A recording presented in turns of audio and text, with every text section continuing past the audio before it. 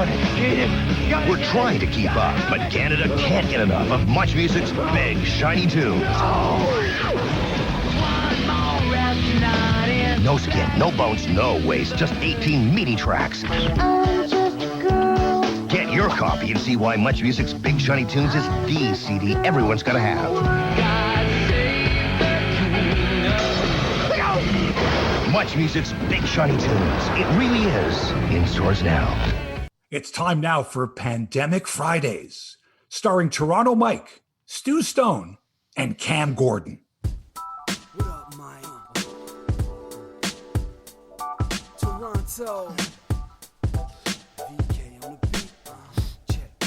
I'm in Toronto where you wanna get the city love. I'm from Toronto where you wanna get the city love. I'm in Toronto like we wanna get the city love. My city love me back for my city love. Welcome to episode 759 of Toronto Mic'd, a weekly podcast about anything and everything.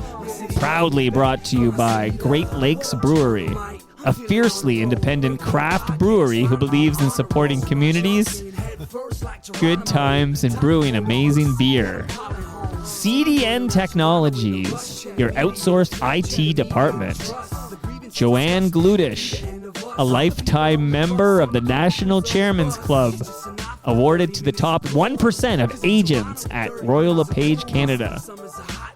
StickerU.com.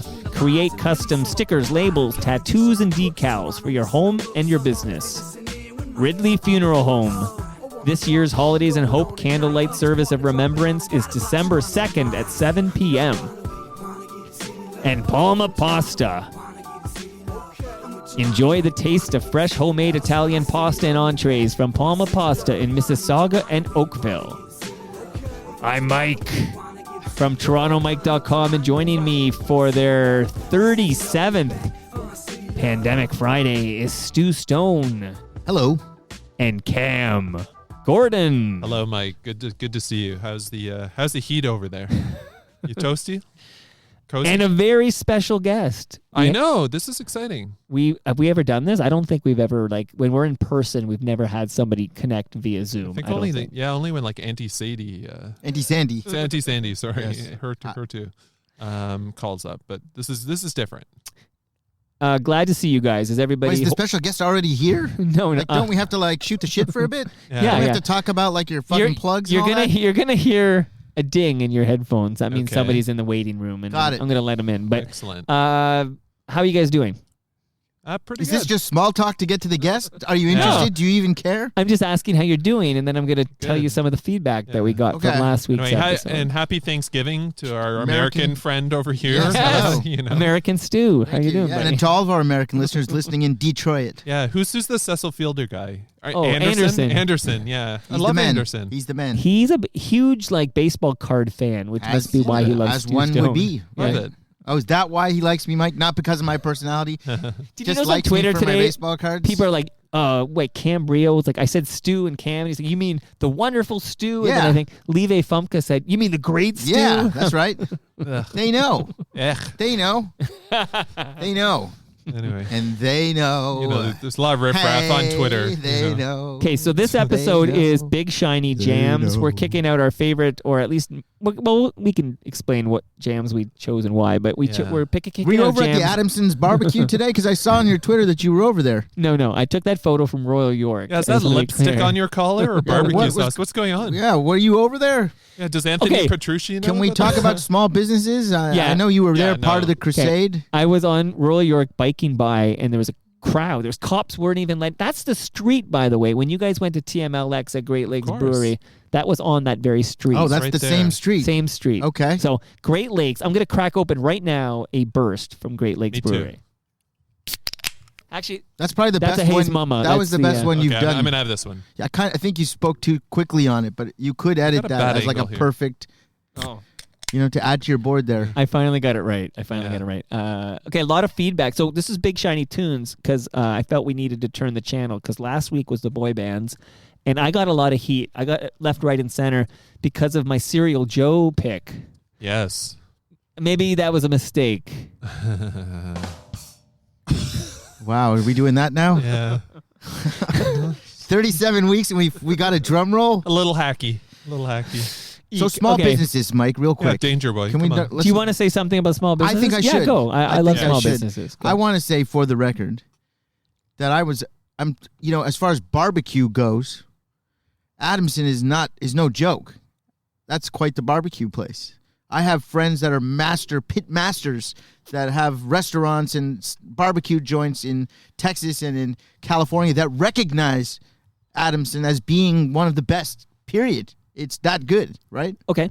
So the times that I have gone to that man's restaurant, I have had good interactions with him. He gave me a tour of the kitchen twice. Like that exact guy. Yeah. Wow. And so he was a very nice guy. I Okay. didn't speak, there wasn't a pandemic going on. We didn't speak politics or have any sort of reason to have differing opinions. I was there enjoying the barbecue, and he was proud to show off the different kind of machinery that they were using. And, he had a real cool operation that's obviously grown since those days where I visited him at that one location. So when was this? That would have been on like the Laird area, like Eglinton and Laird sort of area. Yeah. That's where I met. I went a couple times there. So Yeah. both times I went there, he was, gave us a tour, went back in the thing, showed us the whole deal. Is this like the last year? Or This would have been 2 years ago, maybe Okay. last year, but it wouldn't have been during the pandemic, obviously. Sure, but, of course. at some point I went there, and I made a habit to try to go back there again because it's really good. So it was a little bit strange to see this guy on the news recently. Battling. He's become an international sensation of sorts. He's become a hero to the Patriots, if you will, for his defiance on closing down his restaurant to indoor dining. Now, I'm not going to pretend to be able to get into the mind of this man and see why he's doing what he's doing, or think. I can't. Personally, I don't understand why he's doing this. So that's on him. It's his life, right?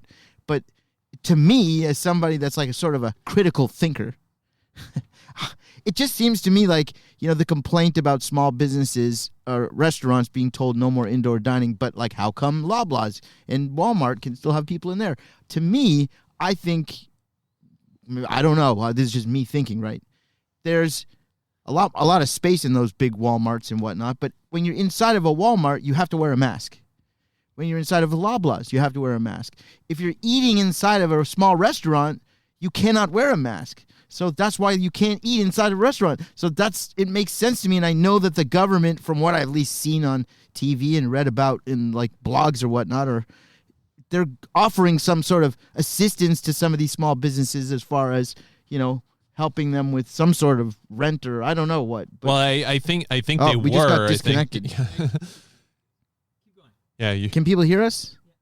this is getting too controversial. Mike's pulled your mic. Yeah, is that what's going on here? I lost my train of thought. I think you're still on. I think like some small businesses, I don't know, but I'm pretty sure some small businesses are being helped. Obviously, the Christmas season, this is a destroyer by having all these businesses closed down during Christmas. But this is a food place, and food places are not shut down, and they can still offer curbside and delivery and Uber Eats and all that sort of stuff. And it doesn't seem to me that he has this big, huge dine-in area there anyway. No. So like why not just serve?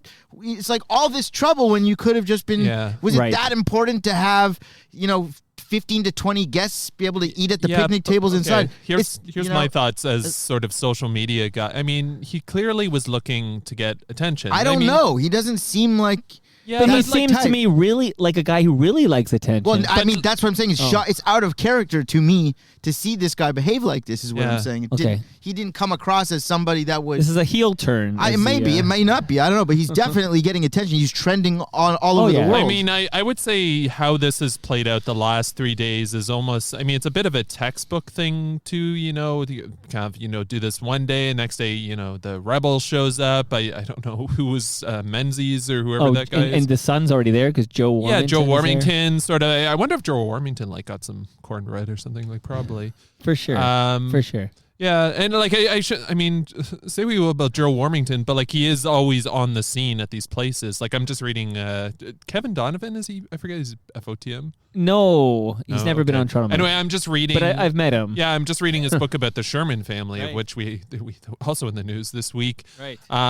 But it's interesting to see how present Joe Warmington is in that, and obviously a really serious matter, and one of the people who really kind of revealed that case. So I mean, Barbecue Gate. Yeah, I mean, it's There was like literally times like we live in. mini protests. I don't know, man. Listen, it just seems like it didn't have to escalate to that level. In my opinion, it's just like, I'm not him, so he's obviously fighting a different fight than I would, but he could still serve food takeout. Yeah, But this is it exactly. He was never shut down. He just couldn't have in. I guess he dining, thinks dining in. that there, maybe he thinks that the pandemic is. He doesn't believe that it is what we all, we're all sheep Right. or something like that. I don't know. I don't well, know. there's screen caps of like, he uses, first of all, I didn't like the fact he keeps using the R word, okay? He just seems really strange. sorry, the R word. the R word. Yeah. Okay, yeah. He uses the R word in his social media posts. Sure. So right off the bat, I wasn't too pleased with that. Yeah. But I think he's clearly looking for some PR, some attention, which he's got. He Like, could've- is Michael Jackson, can you still listen to Michael Jackson's music? we did last week. Okay, so can you still eat this guy's barbecue? Is it Well, problematic I mean, barbecue? you asking me personally? Yeah, I mean, is it problematic barbecue? Yes. Because it is it's now- really good. It is problematic. I was It just- is. Well, It it's is like like Chick-fil-A. world. Do you go to Chick-fil-A? This is not Chick-fil-A, and I do go to Chick-fil-A, and I feel sick about it every time, but it's so delicious. Just not on I'll Sunday. get my Yes. chicken sandwich somewhere else. Like Fair, I don't fair. need I was gonna Fair. say, remember Van Morrison released these down with the lockdown songs, Right. and I big hits. Astro Week's one of the greatest albums ever. Like, do we just not listen to this anymore? The pastries are or barbecues ready, I think. By the way, the guy's a hell of a baker too. I got to throw in. Really? And Are they a new sponsor? Or should no, I be initially before they became a barbecue brisket place, they were a bakery, and so Really? this guy became. He's got an interesting story. That's what I'm saying. Like I was compelled to speak to him and go on the tour and take the whole I spiel. don't know. Maybe if Mike turns heel, maybe this will be a future guest. I'm sure this guy will be like on the Rebel next week. Yeah, I don't or know. You should something, reach out or- and try to get him to come on your show. I don't know if I want him on my show. Like the guy Chris Sky. Have you guys heard of Chris Sky? He's an anti-masker. Oh, yeah, Humble and yeah. Fred. Basically, I produced their show, and they're like, "Get us Chris Sky." He's so like I had texts back and forth for like multiple days to get him on Humble and Fred.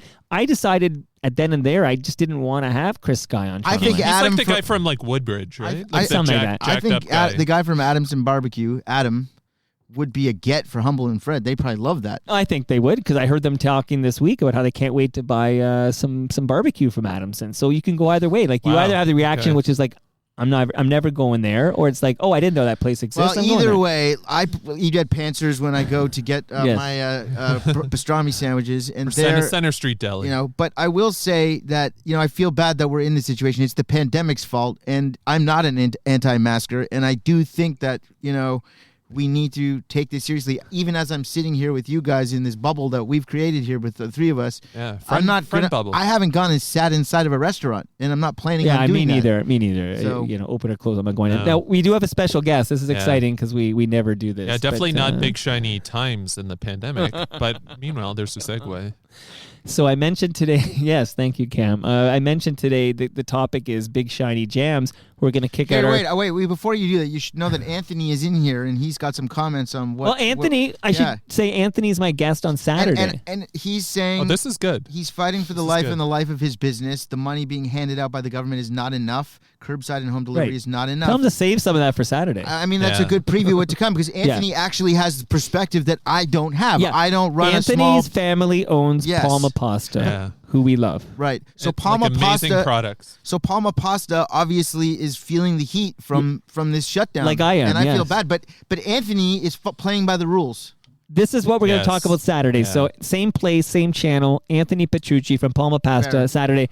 We're going to cover this. That's weird. I'd like to talk to him more because you can Yeah. give him my number or Barb's number. You can call either of us. Which Anthony's? Barb's? Yeah. Why don't you come here Saturday at 1 o'clock? Sure. Rajan, you have a notepad? Please. Okay, I know he's before he Yes. falls asleep on us. Okay, Mark's loving this. Come on. so I want to just Love all let the it. barbecue and on talk. So you can hear us, okay, right, Mark? Yep. You hear me? Yeah, we hear you fine. Thanks. So thanks for jumping on. We're just introducing the topic, Big Shiny Jams. You wrote the definitive book on Big Shiny Tunes, which at least two of the three of us up here absolutely adore that series. Your book, I just want to tell it right off the top. Your book is called Shine, How a Much Music Compilation Came to Define Canadian Alternative Music and Sell a Zillion Copies. So people should run out and get that book. But Mark, right off the top, what made you write the book on Big Shiny Tunes? Like, were you just a fan of the series like we were? Yeah, I was a fan of it. I grew up with it. It was really influential for me. And I'll be honest, like I actually kind of forgot about it. Like like it was really big for me when I was in high school, and then I went off to university, and then kind of got into different kinds of music, and eventually started working in music media. So I ended up working as a music journalist for a while with a publication called Aux. Yeah, Alan Cross used to do things for the station, right? The Aux TV. Is that like AUX? Yeah, That's right. AUX, yeah. This was Blue Ant. Alan Was this Cross Blue involved Ant? right at the start. Was this Blue Ant Media? Ox, I think, or at this, or was. eventually was. Okay. It was, yeah. That's who owned it, and I believe we actually made some. We actually even made a couple posts from some of Cam's like infographics. Oh, So, I don't know if you There you remember go. that. But I knew this was an inside job. Okay, great having you, Mark. Those infographics are incredible. completely ignored. Thank you. New one out this week about the scorpions. It's kind of like like in a way, it's like art when he releases those infographics because they really are like capturing the essence of a period of time. Quite I need a striking. magnifying glass, very small Bigger font. font, yeah, they're. You should do big JPEGs, prints. compressed files. Okay, Mark. Most of them. Here's my first big question for you before we kick out our favorite songs Big from shiny the questions. big shiny Can we question. ask some questions too? Yeah, I'll do one, and then you guys can do one. Yeah, my question is because I had Sammy Cohn, who's the drummer from the Watchmen, and I asked him like, why weren't you on these? Like, you were making great CanCon alt rock hits in the '90s. Where the hell were the Watchmen jams? And he's not really sure. So, like, how the hell were these songs chosen?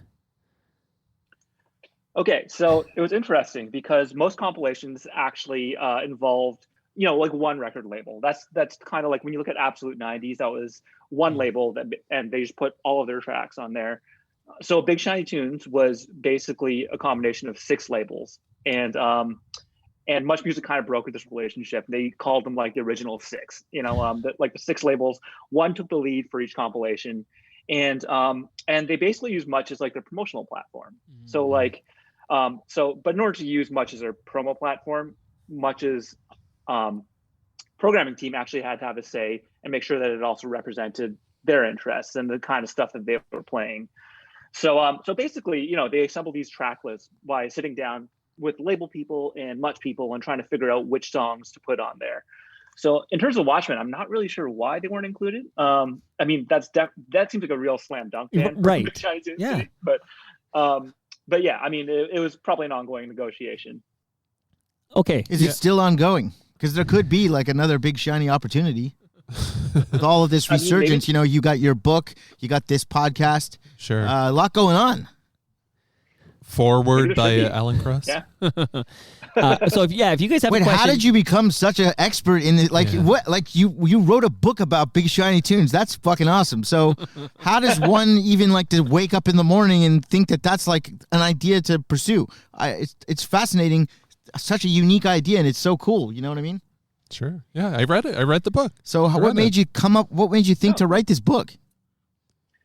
Well, okay. So when I was working at Aux, like we used to basically just, we used to write clickable stories. Let's call them clickbait. And Sure. And we used to do a lot of Canadian-based stories. And we used to joke around that like the best performing post we could ever do would be like the top 14 tracks on Big Shiny Tunes 1. And we would just have the track list, like That's so funny.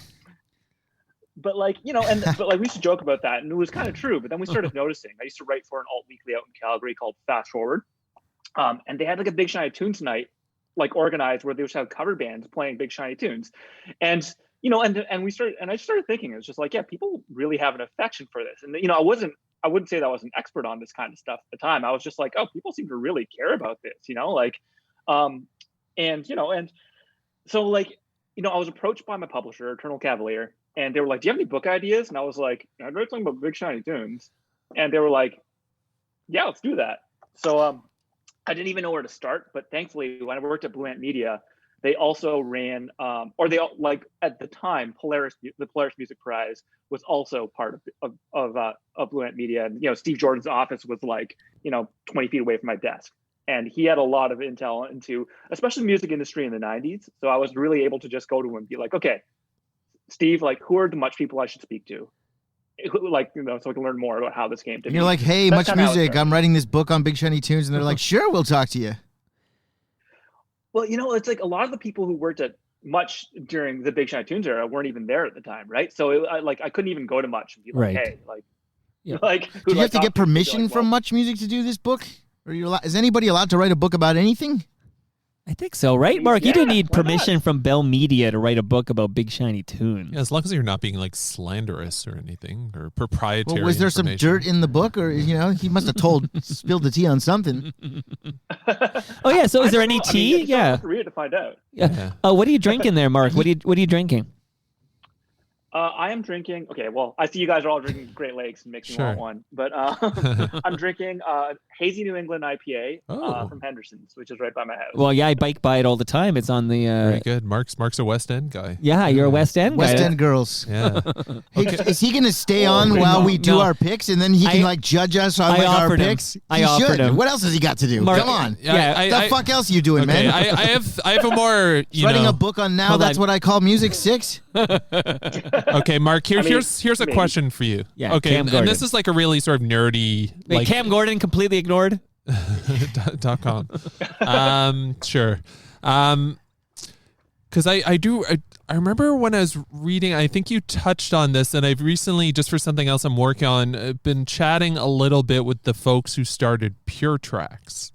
Mark, I'm guessing you remember this. Toronto Mike, you may remember this. Stu definitely does not know what this is. Mark, I assume you remember that Pure Tracks, like Canada's attempt to counter iTunes for a few years, had cards in like Shoppers Drug Mart.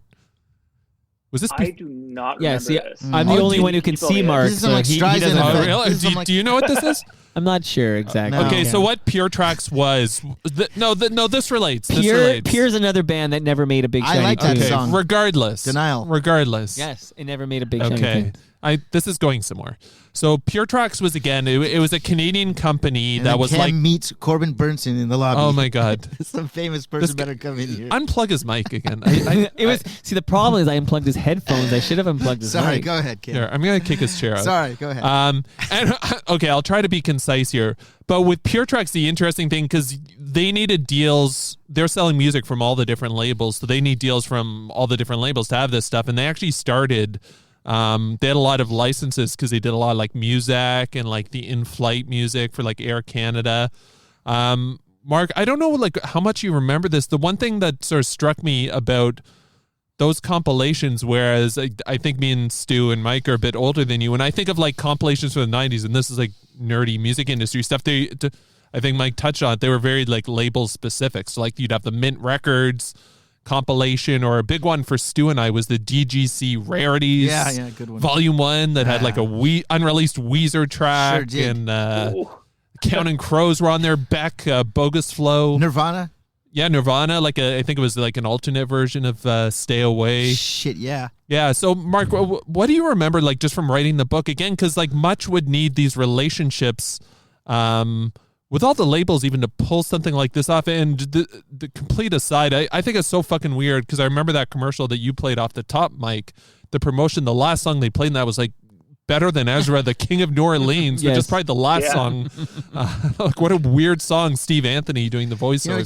The interesting thing is that would this even work today? This is basically just a Spotify playlist on Well, CD. no, it can't work Well, I today. was It gonna was say, a this was- product of its time. This is like, the only yeah. way you could get all of those songs. Yeah, in because one place. like Big Shiny Tunes went away in Okay. like 2010, which is sort of Spotify. Anyway, Mark, I was gonna say like Yeah, is there a question here, Cam? yeah, short version. Like, what was the arrangement that whoever put the CD out would have with all these labels to have all these artists from all these different places in one place? Because I think that was pretty rare, at least in Canada.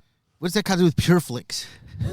Because there was a similar situation. He abandoned that when he learned. Oh my God! No, Well, I well, get it. I if- get it. if No, I the- get it. I get This it. is why we never have guests on This piece of Pandemic Friday. S like would stop interrupting This me. could be a new format, by the way. We bring Okay. on a guest. Yeah, this is great. I'm calling Anthony next. Anyway, Mark, did you get that Yeah. question? I totally got the question. Thank you. Sam, and thanks for reading the book, by the way. No problem. I enjoyed it. Yeah, but so a lot of the previous Much compilations, the Much dance, like the Much dance mixes. and Yes, so those on, are I think great. they were so good, right? Yeah. Like, but they tended to involve, like more singular labels, and I think that what Much was able to do for Big Shiny Tunes was really, they were kind of at the peak of their powers, right? Like mid '90s, and they were kind of. they were kind of able to leverage their relationship with all these labels to try to get them to work together to put out what was really like a greatest hits compilation. So like they really talk about having only the best of the best on Big Shiny Tunes. And they were able to basically leverage that by saying that we are the promotional wings, right? Like that we are makes the ones sense. who are, that and makes like sense. you can't get promotion any better than Well, it's what instant Much money. can provide you in Canada. They're printing money. Yeah, and it's what's interesting too is that and like I'm not sure if that relationship was intended to be a long-term one, but the first Big Shiny Tunes really outsold their expectations. Like if I remember correctly, I think that they expected to sell around 10,000 copies, and they sold about 300,000 copies. So it was obviously those are like Stu Stone numbers, 300,000 copies. That's true. That's amazing. Well, these CDs, from what I recall, were you'd see them in the gas station, you'd see them at kind of Walmart by the chewing gum. Like this was sort of everywhere. These were kind of the de rigueur. CDs at the day. I don't mean to Is he interrupt. going to stay on with us while we do? If he wants What's he got to do? He said he might have to go do something. But so, Mark, I now realize I need like 90 minutes with you. Like I think he's you going have to sell to more books now. Well, we can sell a lot more books. It's So at some point, Mark, you need to be like my guest on Toronto I Mike, agree, so we can dive deep into the real this because story. we don't have time right now. I'm gonna two more quick questions. Oh, really? Yeah, one is there's a lot of CanCon because of course Much Music's involved. Yes. But how do they decide like the ratio of American? Like you got No that's good. Doubt Like and a Red Hot CFL Chili type Peppers, situation. but then of course you also have I Mother Earth and Sloan Imports. and so how do they decide like the ratio of American Probably or 60-40. well let's hear from the expert. We have an expert on the phone, Just guessing. He literally wrote a fucking book. He wrote the book. I got to read the book. All right, Mark, the floor is yours. Yeah. Actually, I should say that I don't actually know. I know that I do call it the golden ratio in the book, where I believe it's like 25% of the tracks. They have It's what? 25% Canadian. Oh, I thought it would be Okay. more. Yeah. That's what I Feels thought. I like would have more. lost. Yeah. I did lose. Yeah. Actually, let me check right now. Wait, 'cause, is like, Pluto Canadian? I never got Pluto's Canadian. Oh my right? God, yeah. I have I no know. idea. Out of Because- Yeah, it's Vancouver. in Vancouver. Right. Yeah. I only just learned about Cub, okay? Because I Cub, right. Yeah. I read Cub on Michael there too? No. Michael, if Cub was on Big Shiny Tunes, I'd know about them. But I read it in don't think- Michael Barclay's book. Yeah, I don't think Cub had any even songs on the radio, really. I never saw him on Much Music. I never heard him on New York 102.1. City. Do you ever see the video for New York City? I saw the cover, first of all. I Yeah. heard the cover, and then I did hear that song. But it never got on my radar. But sorry, back to you, Mark. So, Oh, sorry, I was totally wrong. By the way, Okay. It's about a third. see, it is a Okay. bit higher. It's getting So it closer. is almost like the CanCon rate. Like that's pretty amazing. CamCon. Yeah. That should be an episode where we pick interesting, songs that Cam would There like. you go. Wordsmith. Cam Yeah. actually that like no one that. have heard. I like Yeah. Okay, Mark, and how would you, if people listening want to pick up Shine? And I think honestly, when you said like a lot of people get excited about Big Shiny Tunes nostalgia, like you're in this is home base for that. Like this is You're ground gonna zero. He could sell some books here. I'm not kidding. Well, he's gonna come We on should for the take deeper a 10% dive. rip. Love it. I think Greg Gotsky's already buying Shine, but where, There you go. Mark, would you want people to go to buy Shine? Like if you have a preference of how they buy Shine. I would say so visit like my publisher's website. They're called Eternal Cavalier Press, and they have a lot of great books in Canadian music, Shine being one of them. Okay, say the name again, yeah, though. I Say Eternal Cavalier Press. okay. Yeah. Eternal Cavalier Press. Yes, Okay. Dude And, yelled. there is a book about the Watchmen. That Oh. There's a book that was about the published by Watchmen? them. Yeah. Have you been to Danny's pub? I mean, pre-COVID read that? times, I guess. He's got No, I the didn't know that Parkdale existed. Hotel. Have you been there? Breaking news. Wow. Or I have anyways, not been there. Danny Graves owns a bar in Parkdale, the Parkdale Motel, I think it's Yeah, called. motel. And it's where, in non-COVID times, you could go and watch the Winnipeg Jets play. 'Cause it's a Yeah. big like hub for Jets fans. But it's very cool. And he's just Shot weird. a Boneyard Tree tequila. It's great. Oh, Mark, one other big Canadian band that was all over alt-rock stations in the 90s that is nowhere to be found on Big Shiny Tunes is a little band called the Tragically Hip. Oh. So, I mean, they're kind of Snub. kind of Like The noticeable by their Weeknd. absence. Do you think that's just a management decision not Snub. to, dilute the sales of the Hip albums? Is that a Jake Gold decision? What's going on here? Snub. Well, in my book, I actually talked about how they chose, how they chose the Canadian bands that ended up on the compilation, and I believe it was Craig Halgett, who worked in programming at the time, Sure. who mentioned to me that all of the bands that they featured on the compilations were bands that, well, at least the Canadian ones, are bands that they championed, and I think the word he used was incubated, and I can't. This is pure speculation here because I did ask him why specifically the Hip weren't on there, but it's possible that by the mid '90s the Hip were a real established band, right? Yeah, It's a band that maybe did not need championing or incubating, or didn't need to sit beside all of these like giant alternative rock but tracks. Sloan in this country, you could. I mean, obviously they weren't the Hip, but Sloan was a pretty big. See, but we band think of in the Sloan mid-90s. now as a pretty big band, but in 1990 whatever, they were a new band. Yeah. Well, they were new with Underwhelmed. See, and, okay. Scared. This is going to actually tie into. This is a bit of a tease here to my final pick for my 5 jams. The one that I pick is actually going to address something that's sort of in this ballpark. So to all the listeners, all the people on Periscope, it's a great question. My question for him is if he wants to do some sort of a doc series on the Big Shiny, we should talk because maybe we could pitch that to like somebody and we can make that happen. So he can't. You maybe later when you're DM me, babe. watching the you'll see Stu when you watch. This is for you, Mark. We're live on Periscope, so you can watch the on demand. I'm on Twitter at Toronto Mike, and you can click that and kind of watch it in like reruns. And you can see Stu, but Stu is a fantastic local filmmaker. And I think that this is a subject. If he could sell books, why wouldn't someone want to watch this? So why don't we try to talk about that sometime? So here's what we're going to do. Do it, Stu. All right. Okay, good. I've connected to good people. So, Mark, you're a future guest on the show, but you are 100% permitted to stay on. I'll keep the Zoom open if you want. Like that way, when we have questions, we can just ask you.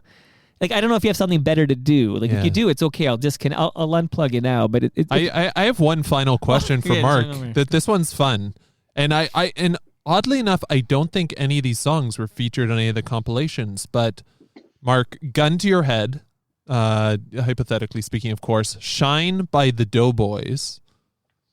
You can probably see where I'm going here. I know, and you're gonna say Junk House Shine. "Shine" by Junk House, Hamilton's own, or "Shine" by Collective Soul. Wow. If you could only hear one of those songs for the rest of your life, you got What was the first one? Junk House for me, but I got do the Doughboys, like the Doughboys. Junk House, and Collective Soul. How does the Junk House one go? Can you please sing that It's for me, just Ken? a matter of time before we get to shine. It's I don't actually know pretty that- good. I don't know it's that song. amazing. I don't know it. And remember, we're big Rusty guys. This will come up, but Scott McCullough was in Doughboys, right? That's right. Yeah. I could probably just do without that Okay, last so one because I don't know it. Let's hear Yeah. from our expert here, Mark. Yeah. Which one? Okay, so I will fully say that's a very difficult decision. Yeah. But I'm gonna have to pick "Shine" by the Doughboys because, as Mike Wow. mentioned, Good I was man. a huge Rusty fan. Good growing man. up, and to the point where I like tracked down Doughboys and One Free Fall and stuff like that when I was like a teenager because I loved that band so much. Wait, he's And- picking the song that he wants to keep out of those three? Yes. Yeah. Or, Like okay, his so I thought we were favorite picking the is- one we want to Yeah. get rid of. I No. agree with him completely. Of course that's the answer. Yeah. I like that It was song a also the theme lot. song for the Wedge. Of course Yeah. that's the That's answer. right. That's right. Yeah, it was a theme song to Very Wedge. good. Okay, just so you know, Mark, when you come on Toronto Mike, that all of Rusty was in my basement for an episode of Toronto Mike. But he has Lysoled the place since, so you don't have to worry. You can do it on Zoom. Don't worry. Yeah. You don't have to Yeah. come in my You basement. hit Okay, all so, the valuables. so we're gonna just do our thing, Mark, and it's 100% up to you if you stick around. Cool. Okay. Okay. So if you I'll stick around for about a half hour or so. Oh, yeah. Yeah, the show is only about a half hour more. yeah, so there's only 3 hours we more haven't to even go. played one song yet. Okay, yeah. Okay, we gotta get moving. New okay? format, Okay. by the way. This could be a morning show where you have one guest and we kick out some jams and let's get paid. I was gonna call Petrucci. It's a Okay. paywall. Let's So- monetize this. So let's get this going here. Yes. I did start to allude to this before we talked about these small businesses and stuff, but last week's boy band episode caused uproar in that people were upset at me for Mistake by Serial Joe. Yeah. But me choosing Mistake by Serial Joe really triggered this topic because Mistake is a big shiny tune. And it got me thinking about like how can we make amends, and I thought this episode would be a way to make amends. I'll say this: they're going to come up in this episode, but not necessarily because we're hearing a track by Serial Joe. Uh-oh. So there's another little like full of teases today. Live Famke was upset that we didn't know that Hanson was losing fans because of their slow reaction to the Black Lives Matter movement. I don't know if you caught wind of this. I haven't been I paying missed attention that. to the band for a long time, so I guess I missed that. I apologize. Yeah. And there were even some questions amongst the listenership about whether the Beatles were a boy band. Well, So- some people say they were. Why don't we ask the Mr. fucking Shiny Tunes? He knows. Mark Teo, if I haven't said his last name yet, Teo, is that how you say it, Mark? That's correct. You got Okay. it. Got it. Are the Beatles the original boy band? Yes or no? Absolutely. Yeah. Thank you. I knew we were going to get along. It's official. Okay. Here's a fun fact. I went through the list of bands and artists that have appeared on Big Shiny Tunes, and I will quickly run down the 6 bands that are FOTMs. So the FOTMs who have appeared on Big Shiny Tunes are Sloan, Bare Naked Ladies, Our Lady Peace, Biff Naked, Danko Jones. I was surprised to see Danko. Yeah, on Lover the- Call, I think. Yeah, it wasn't even But does that bounced. mean none of these guys are going to be on the show today? No, no. There's nothing to do with the other. And It's just you just USS. showing off? So USS. that's just me showing off. We're already enjoying our Great Lakes beer. Thank you, It's Great fantastic. Lakes. Palma Pasta. There's a big episode on Saturday. Anthony Petrucci from Palma He might Pasta. be mad at me after what, I think. I don't think so. I wrote- Anthony's a cool cat. I wrote He some likes really you. nice things in the chat after. You want me to tell you what I wrote? Yeah, go ahead. I wrote, Anthony, I appreciate your perspective. I can't imagine how difficult it must be. I'm rooting for you guys. Yes. But I don't think he responded to that. So hopefully I still can On take Saturday, lasagna home. I'll look him in the eyes because he'll be I sitting love right his there. I'll lasagna. say, are you mad at Stu Stone? He shouldn't be. I'm rooting for him, and I love his Yeah. lasagna. I've eaten 20 lasagnas. Yeah. Okay, Let's we're get gonna some gift cards. Just before we kick out the first jam, Joanne Glutish, her full-time Oh, yeah, focus is Toronto Joanne. real estate, especially Etobicoke where she lives, but really the West End, Mississauga and Oakville as well. West End So girl. she knows every neighborhood inside and out. She's constantly in the community, volunteering at events and working to find out what her clients need to know to make real estate decisions. So I urge all listeners to engage with Joanne Glutish if they have any real estate requirements, buying and or selling in the next 6 months. I did mention this last week. I'm going to tell you again because on December 2nd at 7 p.m., it's this year's Holidays and Hope Candlelight Service of Remembrance. It's a live online event this year. You're invited to join the good people at Ridley Funeral Home to receive comforting Is Mark messages. Teo going to be there? Mark, you are invited, of course. You can enjoy live music and reflect on your loved one's life and legacy. Again, that's December 2nd at 7 p.m. RSVP 416-259-3705. And last but not least, CDN Technologies. They're there if you have any computer or network questions or issues. I know you, Stu, when you're lonely. I'm not lonely when I'm just 'kay, looking for some inspiration. When you're looking for inspiration, you'll call Barb up. I always call her. 905 905 542 542 9759. 9759. I was going to say, speaking of RSVP, you remember the Much Music Show RSVP? Yeah, Of course. Wait, Requested songs for video play. what Is happened that what to that stood for? I yes. didn't I know always that. wish I got a request through. Yes. Always wish I did. Oh, I'm sorry to hear that, bud. I have a request that's. I'm I about hope to can kick come through. out Cam's first jam. Oh, wait, what about Sheila? No, We're we're Is not. she We're not done? doing this bit. Is she done? We have a guest. Is No, she done? Sheila is Joanne Glutish. I know, but doesn't she usually have like a spiel? Sheila? Can yeah, we but hear I her thought we spiel? should get to the jam. I I was don't trying think to that's fair to cut Sheila. corners. I'm a fan. That's the only reason why I come here. Okay, I don't Mike. Play my No, music. please. Play my Sheila, music. Sheila's the greatest. She's cool. This All is- right, 15 seconds of Sheila is because disrespectful to here we Sheila. go. Oh my God. So whether you're looking to buy your first home, move up, purchase an income Oh my God. property, help your parents sell the house they've been in for 40 years, or just have your questions answered, visit her at joanneglutish.com and then give her a call. Sometimes I picture like someone's like off screen, like, like, She's got like she's under today's duress. newspaper, like she's holding it She's up. Be- under be duress. kind to my Sheila. She's I a good love FOTM. Sheila. I requested it. I'd Do like you want to to say anything or do you want to kick it? I just want to get right into this. Okay. All right.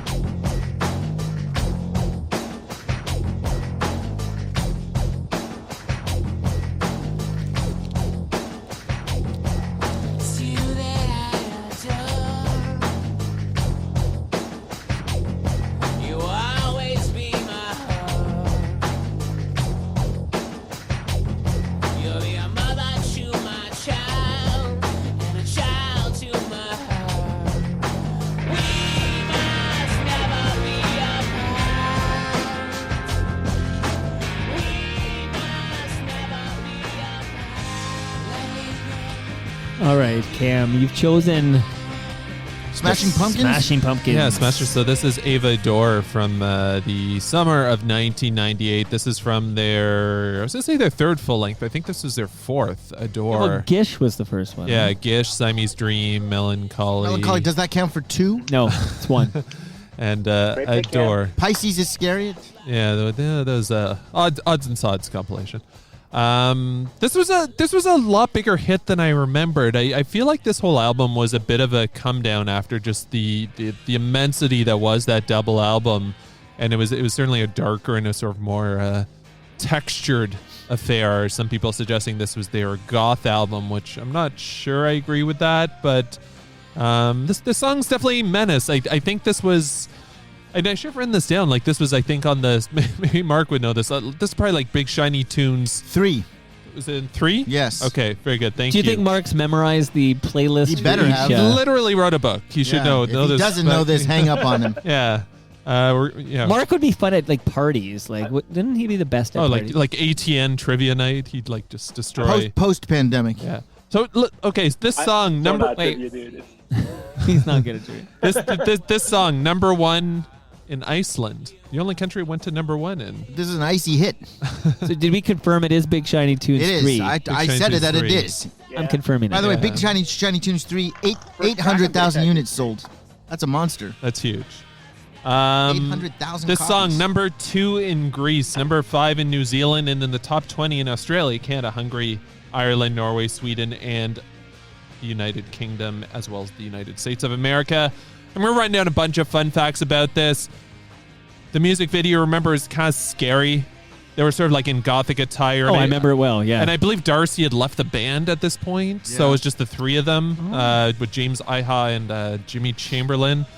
Directed by a music video directing pair named Dom and Nick, who most famously, they actually didn't do that many music videos, but in addition to this video, they directed 14 videos for Supergrass, which is kind of who I don't think were on Big Shiny Times, Big Shiny Tunes, and 8 videos by a band who was on Big Shiny Tunes, the Chemical Brothers. Wow. Did 8 different videos, 8 22 vids. videos. Yeah. That's a lot of vids. Yeah, so this video won Most Stylish Video at the 1998 VH1 Fashion Awards. Wow, most stylish. Yeah, Stu has that on VHS I do. up at his mom's place. I do. Yeah, these music video guys, they also did a lot of like commercial work. They did like a night commercial. What's their phone number? It's Joanne Goulash has it.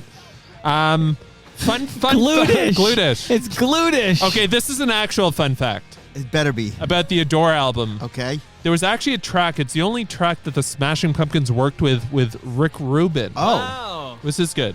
It was a track called "Let Me Give You the World" or "Let Me Give the World to You," but the song was left off the album. Adore later showed up on the album Machina 2, The Friends and Enemies of Modern Music, but a different version, not the Rick Rubin track. That came out later on a reissue, and if you go on Spotify, you'll find it. So And also, he owns the NWA, National Wrestling Alliance. Billy Corgan. Billy Corgan. I thought you said Right. Rick. Although Rick Rubin's like a wrestling guy too. And on he is. And on Twitter, Billy Corgan has @Billy. That's good That's Twitter That's handle. a really great It's handle. He has at Billy? Yeah, You @Billy. really? Yeah, @Billy. What? He's like Jack. So he has. Or at Norm. He was the That's right. he was that Yeah. he was the first Billy on Twitter. That's right. So, Mark, what do you think? We need to hear from the expert here. What do you think of Cam's first? We're each kicking out 5, by the way. We've each picked 5 jams. His first Big Shiny jam. What do you think? Good pick, Cam. Good pick. you. Honestly, I think the Adore Smashing Pumpkins is awesome. I'm a big Pumpkins fan. In fact, I think the first concert I went to was a Smashing Pumpkins Wow, concert. this guy's great. Yeah. So like, and I think it was a Melancholy tour with at Maple Leaf Gardens. Yeah. I was there. Yeah, who Yeah, wasn't? I was there. Oh. Everybody was there. Loved it. So good. But yeah, I mean, honestly, yeah, this is it's a great song. Definitely a departure for the Smashing Pumpkins, and definitely a little spookier than their previous stuff, but a great pick. Spookier, did he say? Spookier. Spookier, yeah. Spookier. I would say also that's one of the I said songs. spookier. I love the chorus a lot more than like the lyrics. Like a great chorus. Anyway, I feel like it's a lot hookier than you anticipate a song. Yeah. Like this sounding, and like You know, oddly it's- danceable. Like I definitely. Oh, you danced danced to this. that song? I danced to that. Yeah, back at McMaster. Like, You would be like, Sure, like kind of lurching. I would have liked to have Oh, seen like that. Elaine Bennis dancing. a little Yeah. bit. All- Witchy woman there. all- Okay, all Stu thumbs. Stone, do you have a Yeah, I do. preface this jam? Yeah, I do. I'm only familiar with Big Shiny Tunes from the first Big Shiny Tunes because I do remember after doing some research and looking in and jogging my memory, I do have vivid memories of the original campaign of Big Shiny Tunes, and a band that I wasn't exactly the biggest fan of, but their song that I knew was a big deal because it was the first song that I heard in the commercial for Big Shiny Tunes. So it was like, oh, okay, I guess these guys are big now. They're on this fucking commercial. And I remember, that's sort of what made me sort of like they became legit to me because they were in this commercial. And this is the song that sort of defines Big Shiny Tunes to me because it's the first song that kicks off the whole campaign. So let's run that.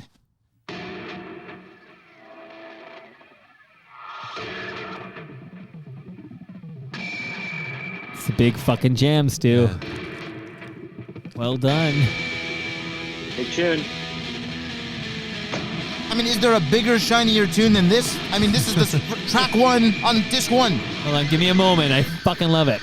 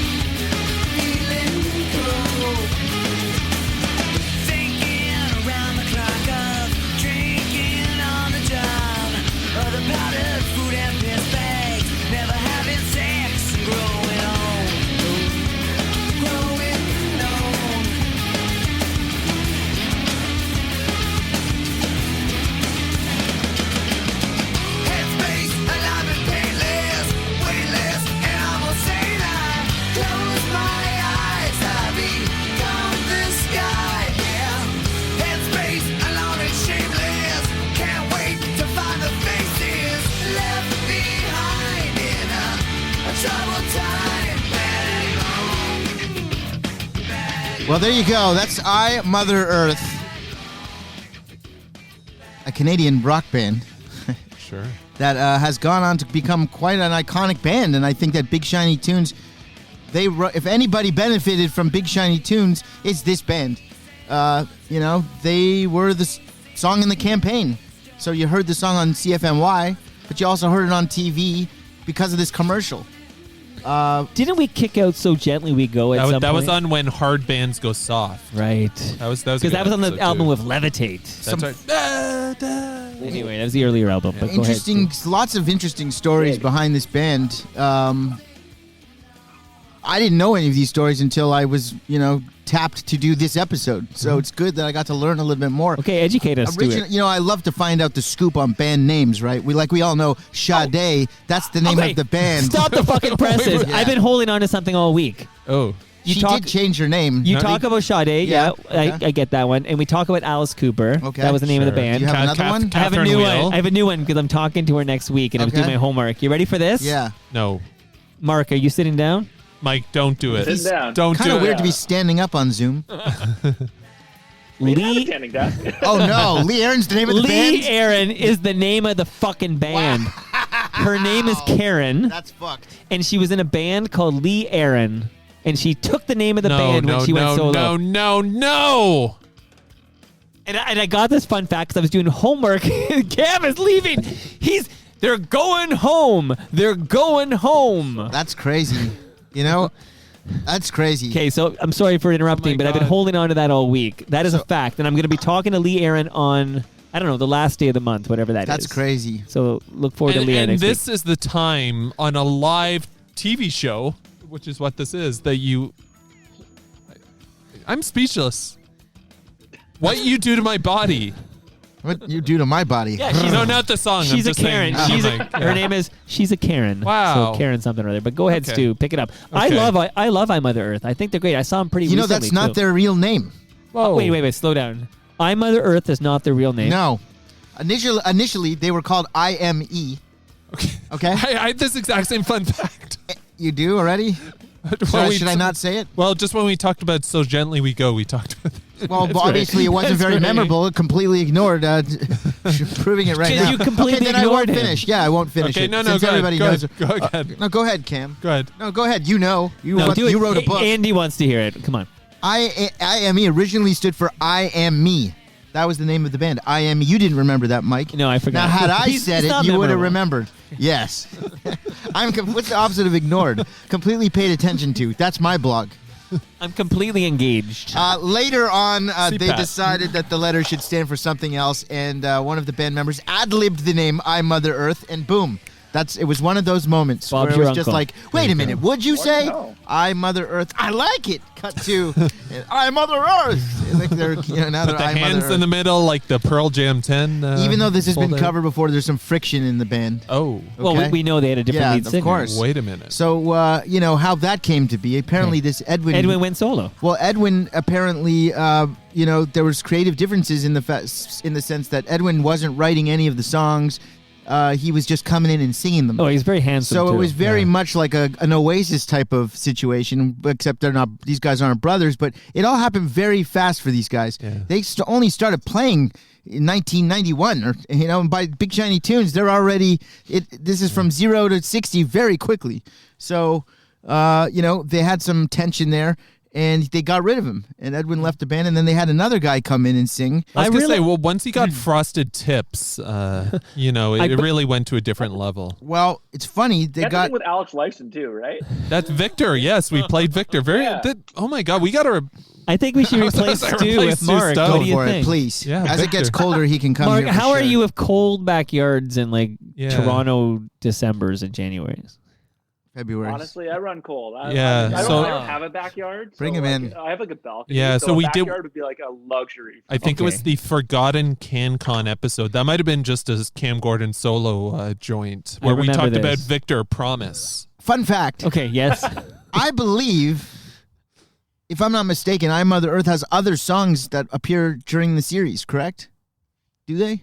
Maybe Wait, not. well, Mark, Maybe I Blink can 182. check. I I'll know check. Yeah. I've seen like Blink 182 and other bands appear I feel like several the song times. "Summertime in the Void." Yeah, is on "Summertime something. in the I'm wondering Void," if- which was with the new Yeah. lead singer. Yeah, that's What's what his I'm name? saying. So Brian that was going to be a Byrne. fun fact Yes. for me.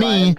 A fun fact that I just came up with that I did not read on the internet. I just came up with this right now on the fly. And That- we're not counting. I should have said have- this at the beginning. We're not counting the '90s No. compilation. I'm talking about Fuck you have no. the same band on the same compilation with two different lead singers. because they did have a Oh, song in wow. the '90s. Okay. Yeah, okay, that's a great fun fact. And here's some more fun facts that Cam didn't tell you because he wouldn't think of these things. That guy, you know how he left the band? First of all, his name was Brian Byrne. Yeah, we just said Brian that. Byrne. Yeah, Brian Byrne. He really does ignore you. Yeah, he's a country music. He left artist. he left the band on some sort of like they were trying to get a hold of him, and the band was sort of in between recording. It was kind of slowing down for them, and he was trying to get the gig to be the Stone Temple Pilots lead singer. I think I heard this. And yeah. so little scamp. when they were calling him, he was sort of ignoring their call because he thought he's going to be the Stone Temple Pilots Yeah, thing. completely That didn't ignored. work out. They end up calling Edwin back, and Edwin has been back with the band ever since. Yeah, They I saw them back, They had a yes. reunion show at the Phoenix. I know that Leva Famke was there. She was, throwing her top on stage and everything. She really loves I Mother Earth. And it's all a happy ending for the And I Mother Earth boys. Before I throw to Mark to get his reaction, I just want to go for bat for the Edwin solo material. I was a big fan of Another Spin Around the Sun and Alive. Yeah, like that. There were a bunch of Trippin'. Live. tripping. Like, a lot They of have a Trippin' new one. around album coming downtown. out, by the way. They have new music that they're working on. Okay, I'm on Hang Earth. 10. We love him. Hang 10. By the way, Yeah, quick, no, Hang Ten was amazing. Down Okay, California. quick. This is Okay. the defining song of I okay, Mother you go Earth. and then Mark. This is real quick. This is the defining song, blah, blah, blah. It was number 1 on the Canadian rock and alternative music chart. But Sorry, one more astronaut was. yes, one more Okay. astronaut. On the main chart, the Canada. main Canada chart, where did this song land? 14. Cam? 25. 32. Oh. On the U.S. main chart, where did they land? Whoa. I don't believe it charted. They did. What kind Are of you chart? serious? Like the alternate, like the Song rock, chart. alternate No. rock chart. According to Sorry, my research, like the modern rock chart? modern rock chart, Okay. alt rock chart, Okay, I'll have to do 82, some digging, but 82. number 19. So it 19. actually fared Wow. pretty well there. It was Okay, a pretty good for them. mild hit in the States for them. Okay, now Mark, we need a reaction from the expert. I Mother Earth, one more astronaut. All right, Stu, good pick. Yes. This is like So my book is about the first Big Shiny Tunes compilation. It's the one that sets the stage for the rest of them. This is the first song on the first Big Shiny Tunes compilation. To me, it's like the ultimate Big It's the Shiny Ken Griffey Tunes. Jr. It is like the Big Shiny Tunes. Card And, number like, one. Yeah, and like not only did it introduce this compilation, but it was like, I mean, I remember seeing I'm Mother Earth and seeing this video and buying scenery and fish, and it was like even new for that band because like you remember Dig and Levitate and stuff, and this band like they looked like Sepultura, Dig, you know, like they're yeah, like yeah, dudes yeah. with just like thick dreadlocks, filming black and white grainy videos, Yeah. and then they come out with this brand new sound, brand new still percussion heavy sound, and like Edwin has short hair, he's wearing like a bowling shirt or something like Sure. that, like.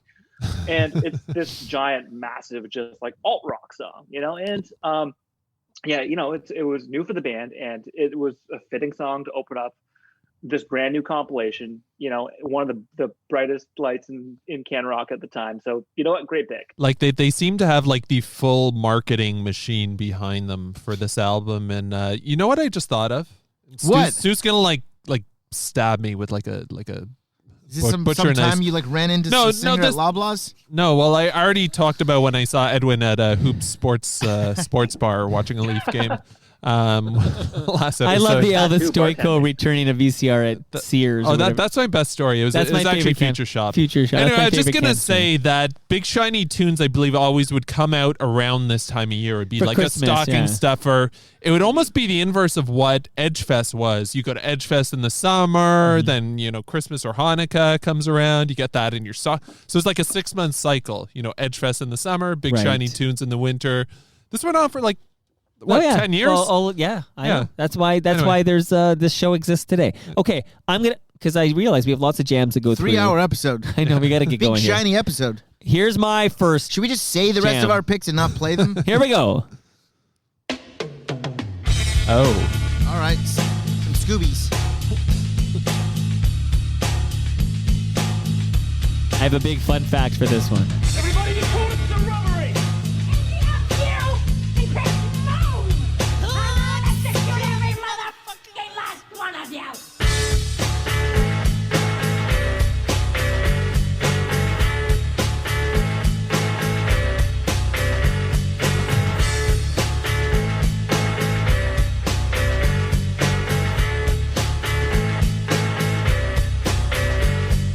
Me and Fast got the apps, we out to rob the bank. You got Steve outside counting. I don't remember this being like a rap.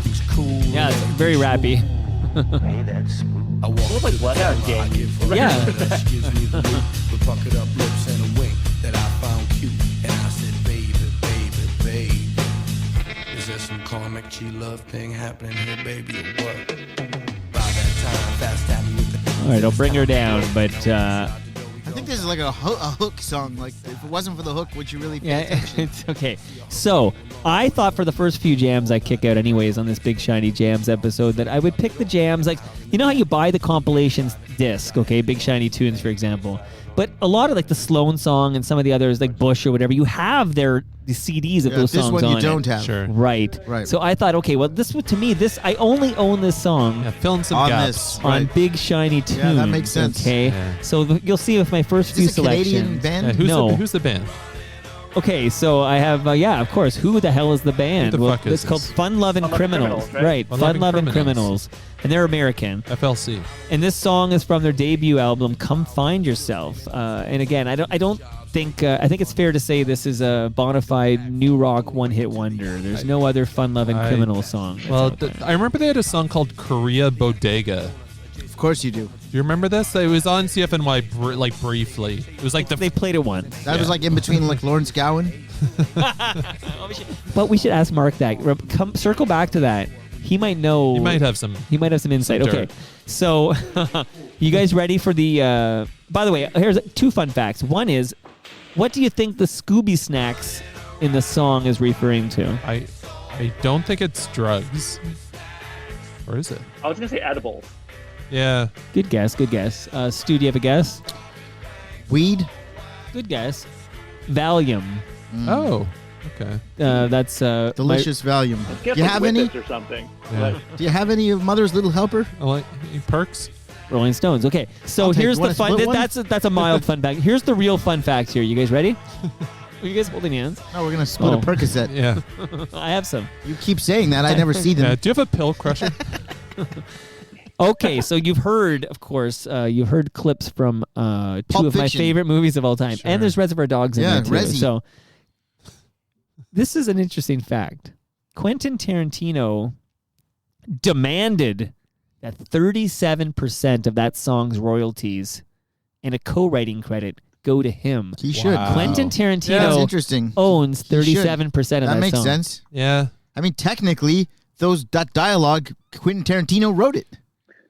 And it's I not. found that I get it, but that to me is that's Listen, if kind you of wild, don't, right? So when you live life to ask for forgiveness instead of permission, then you run into these sorts of problems. If he would have worked it out ahead of time, he could have got a better deal maybe with Tarantino. But for Tarantino to hear that on the radio on Big Shiny Tunes, Tarantino gets Big Shiny Tunes in his stocking, and all of a sudden he hears his movies in some song. He's obviously thinking, "What the fuck, man? Nobody paid me for this." Well, I'd also say like he was a big fucking deal when this song came out, which was what 97, Of course, 98. because he had Pulp Fiction's already Yeah, under but his it belt. was still like only like 7 years ago. Like he's still working in the video store writing Reservoir. So like I don't know. I don't blame him. Nominated for Best Picture. Yeah, like though. this Okay. song. It's not like a subtle sample. It's like Okay. extensive Kind of dialogue. drives Still a the fun song fact. too. It's like you hear if you didn't. It's the song depends on its chorus. If you didn't have the Pulp Fiction part in the beginning of the song, you'd probably turn the song off before it got to the chorus. That is such an important you guys- integral part of you making know- you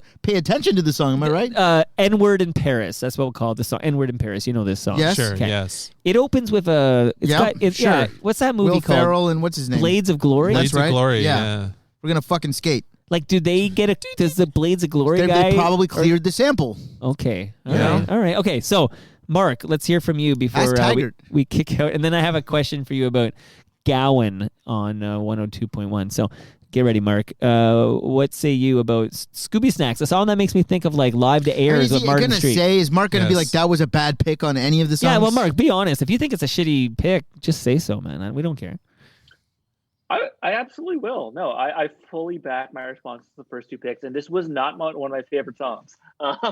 And like I was gonna say that like when I had Big Shiny Tunes and I was like 13, I did not know what a Scooby Snack was. I guess I still don't. You know, like, but like, and I didn't have the context, right? Like I didn't like I hadn't watched any Tarantino movies at that point, and you know, so I was just like I was like, what is this song? Mark's a lot with, younger like, than this us. strange weird rapping. Yeah. But like in retrospect, it kind of has like the Ennio Morricone guitars. It's like it has a strong chorus. Yeah, it's funky, right? It's not a bad song. I really like it. As far as the different. song goes, I give it a good score. It's a big chorus Okay, song. but it's from the like yours, Stuart. from the first one. It's from the first. Yes, Michael. Yes. It's from the yes, first Michael. Big Shiny Tunes. Paying tribute to the OG. Yeah. Yes, Michael. You know what it reminds me of? The movie Swingers somehow. Yeah, because Like, of it the seems bowling like- shirt. Yeah, like it just the It's same, like of the same era, era. of that yeah. era for sure. think Like so. it's like it's Great very, movie, by the way. Yeah. Yeah. One of the best movies of the 90s is Swingers. Big fan. You ready, Cam Gordon? I am. I think we might mix up the order of my songs, by the way, but that's okay. It works either Is way. that why you opened with that Pumpkins song? We'll see. And you, for the record, before I realized I really screwed up, you don't have any mind blows, right? No, not this Okay, week. okay, Oh, Not I this do. week. Because I don't have my. Okay, maybe Yeah. that's why I screwed it up. Because I okay. verbal mind. All right. Well, blows. here's the second one. I think this Starting is to your get second. cold, Mike. Just letting you know. Oh, yeah, these are all out of order, but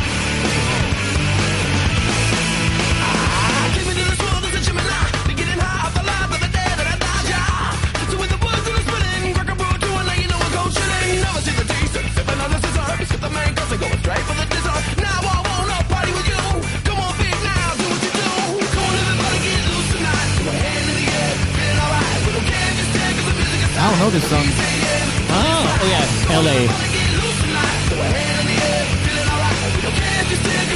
Sounds like a rap song, like the lyrics. If you were in L.A., you would have missed these yeah, guys. this is definitely Stu's LA year. So this is the Salads. Salads. The Salads with the song Get Loose from 2003. The Salads hail from Newmarket, Ontario, home of such other bands as Glass Tiger, Tokyo Police Club, Ooh. FOTM, Tyler Stewart, Hey. and the aforementioned Serial Joe, Oh, that's right. There you go. as Shout well out as York Region. Connor McDavid. By the way, they're not like if Adams and Barbecue was in Newmarket, they wouldn't have this issue because there's no lockdown there. they'd be like 2 hours sitting at the table eating no problem. brisket. Mark, where are you from? I heard York Region. Stu and I are from Thornhill originally. Where are you from originally? Oh, no way. Yeah. You're from Haydentown. I'm from Richmond Hill. Okay. Hey, Perfect. York Okay. Region, baby. North, you guys. So you probably went to school with the Salads or something, or They never got a record deal, right? This was just like a CFNY house band. oh or something, wasn't it? they got a record deal. That they actually had a record called Like independent, maybe. Oh, I it don't know. sounds well produced. No, Well, they had two songs I used to hear a lot. The something Kung Fu yeah, that's right, the Roth Kung Fu. and this one. I hear them a lot, and I didn't realize. I don't know. For some reason, I always thought they were like a CFNY house band or yeah, something. I mean, essentially, kind of, and like a Much Music, like Yeah, Spring Break. Not a bad guess. Yeah, I actually remember this. This is on their Wikipedia page. This song was also featured in a Labatt Blue commercial. Must have played. That's where they made their money. Yeah, must have played during like Blue Jay games or something. The name of this album was actually called Fold A to B, and we've talked about Mad Magazine fold-ins Yeah, of course. before, and it actually had a fold-in. But what's the name of this band? The What Salads? Me Worry? The Salads. Salads. Yeah. What Me Worry. This is shocking. They played Edgefest in 2004. And they actually spent 2 weeks a year later in 2005 touring Australia, opening for a band, the Presidency of the United States of America. Of course. What a double bill. The Salads and the Presidency of the Well, United States of America they had some hits. 10 The years after salads they... and some peaches. Yeah. Now that they had a few lineup changes over the years. In 2012, they introduced a new drummer, and this guy... Shocking. Is that even a fun Well, fact? I get this mixed up because I feel like there's an FOTM with the same Darren Pfeiffer. Oh, the Fife Dog. Has No, Pfeiffer been here? Goldfinger. No, the but he was Salads, Get he was a Loose. DJ on 102.1 after Goldfinger. Is that what it was? Okay. This is from Big Shiny Tunes 8, by the way. Yeah, so he joined the Salads in 2012. Still kind of kicking around, and their last album was again in 2012. Maybe I had him on the Party for Marty episode. Maybe Piano That Pfeiffer sounds stuck by. right. That's what it is. It And- just- Go ahead, Cam. Okay, their last album 2012. And then Stu pregnant can have his pause. time. Yes, it was called Music Every Day. Had some interesting guests, including Angelo Moore. Do we know Angelo Moore from Fishbone? Oh, yeah. Okay, I saw them open Sure. up for the Stone From Temple Fishbone, Pilots. David Wilcox Oh, Dave of Wilcox. Do the Bearcat Yeah. fame, Of Laying course. Pipe, Mike lays pipe every night, He sure does. and the aforementioned Brian Byrne. oh, My mother Wow. appeared on that album. how about that? There you How go. about that? I think How I about think that? Stu Stone has Stu, some and thoughts. then back to Mark. Well, I was listening to the lyrics of that polished song, that Big Shiny Tune that we just Polished turd. heard. And it sounded like they were referencing a lot of hip-hop type of lyrics, like scissor and this type of thing. And now I'm looking at codeine. the release date of the song, 2003. These guys were a bit ahead of their time, which leads me to believe maybe in Newmarket, these guys were getting into some shit. Well, there's a lot Oh. of drug abuse happening in Newmarket. Well, that makes sense because they're talking about stuff that didn't start appearing in mainstream hip hop until two Right, years later. till Lil You know, Wayne yeah, started rapping about it. I exactly. know the scissor. You know, Right. the opioid crisis. Was, Yeah, so something was Macklemore going wrote on. a song about it. Sure. These guys knew all about that shit in Newmarket. yeah, so maybe they might have been saying they were get loose, but inside they were, struggling with the demons. Sucking on the maybe. Buckleys, right? With the knows? high The codeine scissor. content. Okay, Does so Buckley's have codeine in it? doesn't Well, it? it works. I don't know. Doesn't it tastes bad, but it It works. works. Okay, Mark. I don't aren't think you it glad? has codeine Do you because think then Mark it wouldn't regrets? be sold like over the counter. That is true. Is that true? No, there's a They lot. Of, wouldn't what are you sell- talking about? Codeine is not an over the counter. But there's Trace there's amounts. Trace amounts of No, codeine in like no. in things. No. Well, they'll sometimes lock up like I wrong? mouthwash in certain. Mouthwash doesn't Okay, have codeine in it. No, I but have it's to alcohol. Anyway. plead ignorance on this one. Okay, so Mark, what do you Salads. think of the second choice by Cam Gordon? Terrible. Okay, so like, despite the fact real that talk. these guys are like hate it, please basically, hate it. are like York Region brethren. I probably went to high school with one. I might be related to one of the Salads. Whatever. Like I remember this song when it came out, and I was like, "This is so cool! Like, what is with this like bare naked ladies rapping?" Despite the fact Oh, that true, Yeah, Nailed- that's a good true, point. they had the nailed it. inside track on codeine. They had the inside track on scissor, but I never realized that. But like I remember thinking the song was so corny at the time. But like, you know what? Honestly, like maybe I'm just getting soft as I get older, but I was like, doesn't sound bad now. Like, There you go. Like when It's I hear the beer. Fishbone thing, I was like, that kind of makes sense. It makes sense that they would have someone from Fishbone's record, and like, Yeah. and like after I got into alternative rock, I got really into hardcore, and it's been kind of something that I've been tracking my entire life, and like, I've kind of come back on new hardcore bands that have been coming out, and like a lot of them have started to ape like alt rock and stuff, and I was like, this kind of sounds great in that context. Like, there are hardcore bands who kind of sound like this now, and I'm like, it kind of sounds good. Like, I think so. You know what this is similar to stylistically, and I don't think I think this artist was out of Hamilton. I'm not sure Toronto Mike will remember this again. Stu will not. Perhaps Mark, you do. Kazzer? Oh, Pedal to the Metal? I loved Pedal Okay, to the Metal. I wasn't sure if that was... Oh yeah. Okay. I was all over The it. pedal to the metal. Yeah, I dug it. I dug it the most. He had a bucket hat. like they sounded like a band that like was built to be on a teenage comedy. Yes. Yeah, like in the... I think Like an American Pie 6. Yeah, like Road That's Trip. an American Pie soundtrack song Yes, for yeah. sure. Yeah. But Right. like American there's more- Pie, like Dorm House. Yeah. Yeah. Like You know what I Eugene mean? Levy The in one like that doesn't scene. have Jason Biggs in it. Yeah. Yeah. But it's not a bad. Listen, it sounds No, he's polished. It definitely sounds Eugene well Levy. produced, and it sounds like it's a big. It sounded big and shiny to me. So kudos to the Salads. Mark, Yeah. do you think CFNY in the 1990s would have played a Gowan? I'm talking post Smells Like Teen Spirit. Do you think CFNY would have played a Gowan song? The rebranded. Let's be honest here. Not Gowan. What His am I name would saying have been wrong, Ken? Lawrence Gowan at the Lawrence time. Gowan. Okay, It Lawrence was- Gowan. It was like a even worse. rebranded. It was a It's more likely they played Gowan. That's than an Lawrence Gowan. important. It is an important fact because he was like So a Mark- rebranded, Mark more Teo- edgier Lawrence Gowan. Mark Teo, author of Shine. Do you think that post Now be careful with your answer. grunge? Yes is the answer. Post grunge, CFNY would have played a song On the overnights. by Lawrence. Yeah, Martin Streak used to kick it out at the Dancing Phoenix. all night on flight. Would they have played a Lawrence Gowan And it's song? all right. Let me hear Mark Teo, please. He's the expert. He knows that it was. He on wrote there. for Ox. Honestly, CFNY like post grunge was completely lawless. They opened Sounds up like a to yes to me. everything. It's a cop-out answer. There's no limit to what they would not play. They would. Ask Alan Cross. Well, I remember when they started playing Sheryl Crow, If It Makes You Happy. I'm like, what? Why would... Are like, you this sure? is not- yes. Give the receipts. Michael, yes. Yes, Michael. Yes, Cameron. Michael. From now on, it's Stuart, Cameron, and Michael. Yes, Michael. Charles. This is the new format. You bring on a fourth person. We stay an extra 2 is there hours. any activity in the Periscope, or are they? Oh, I haven't looked in a while. I know. After I So you pop. Okay, I'm after gonna I kick out more ruined- jams. After we have to get hold working. on, hold on. What? This is my jam. Okay, sorry. I Mother Earth was a band that I felt benefited greatly from being on Big Shiny Tunes. I think it put them on the map. IME. I'm going to double down and say that this band benefited as well, because I wouldn't know them if it wasn't for Big Shiny Tunes in this particular entry. Need more friends with wings. All the angels I know put concrete in Streetsville! my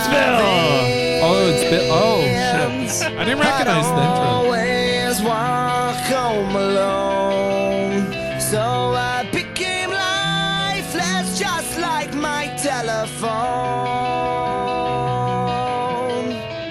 There's nothing to lose. Oh, and no one knows your name. There's nothing to gain.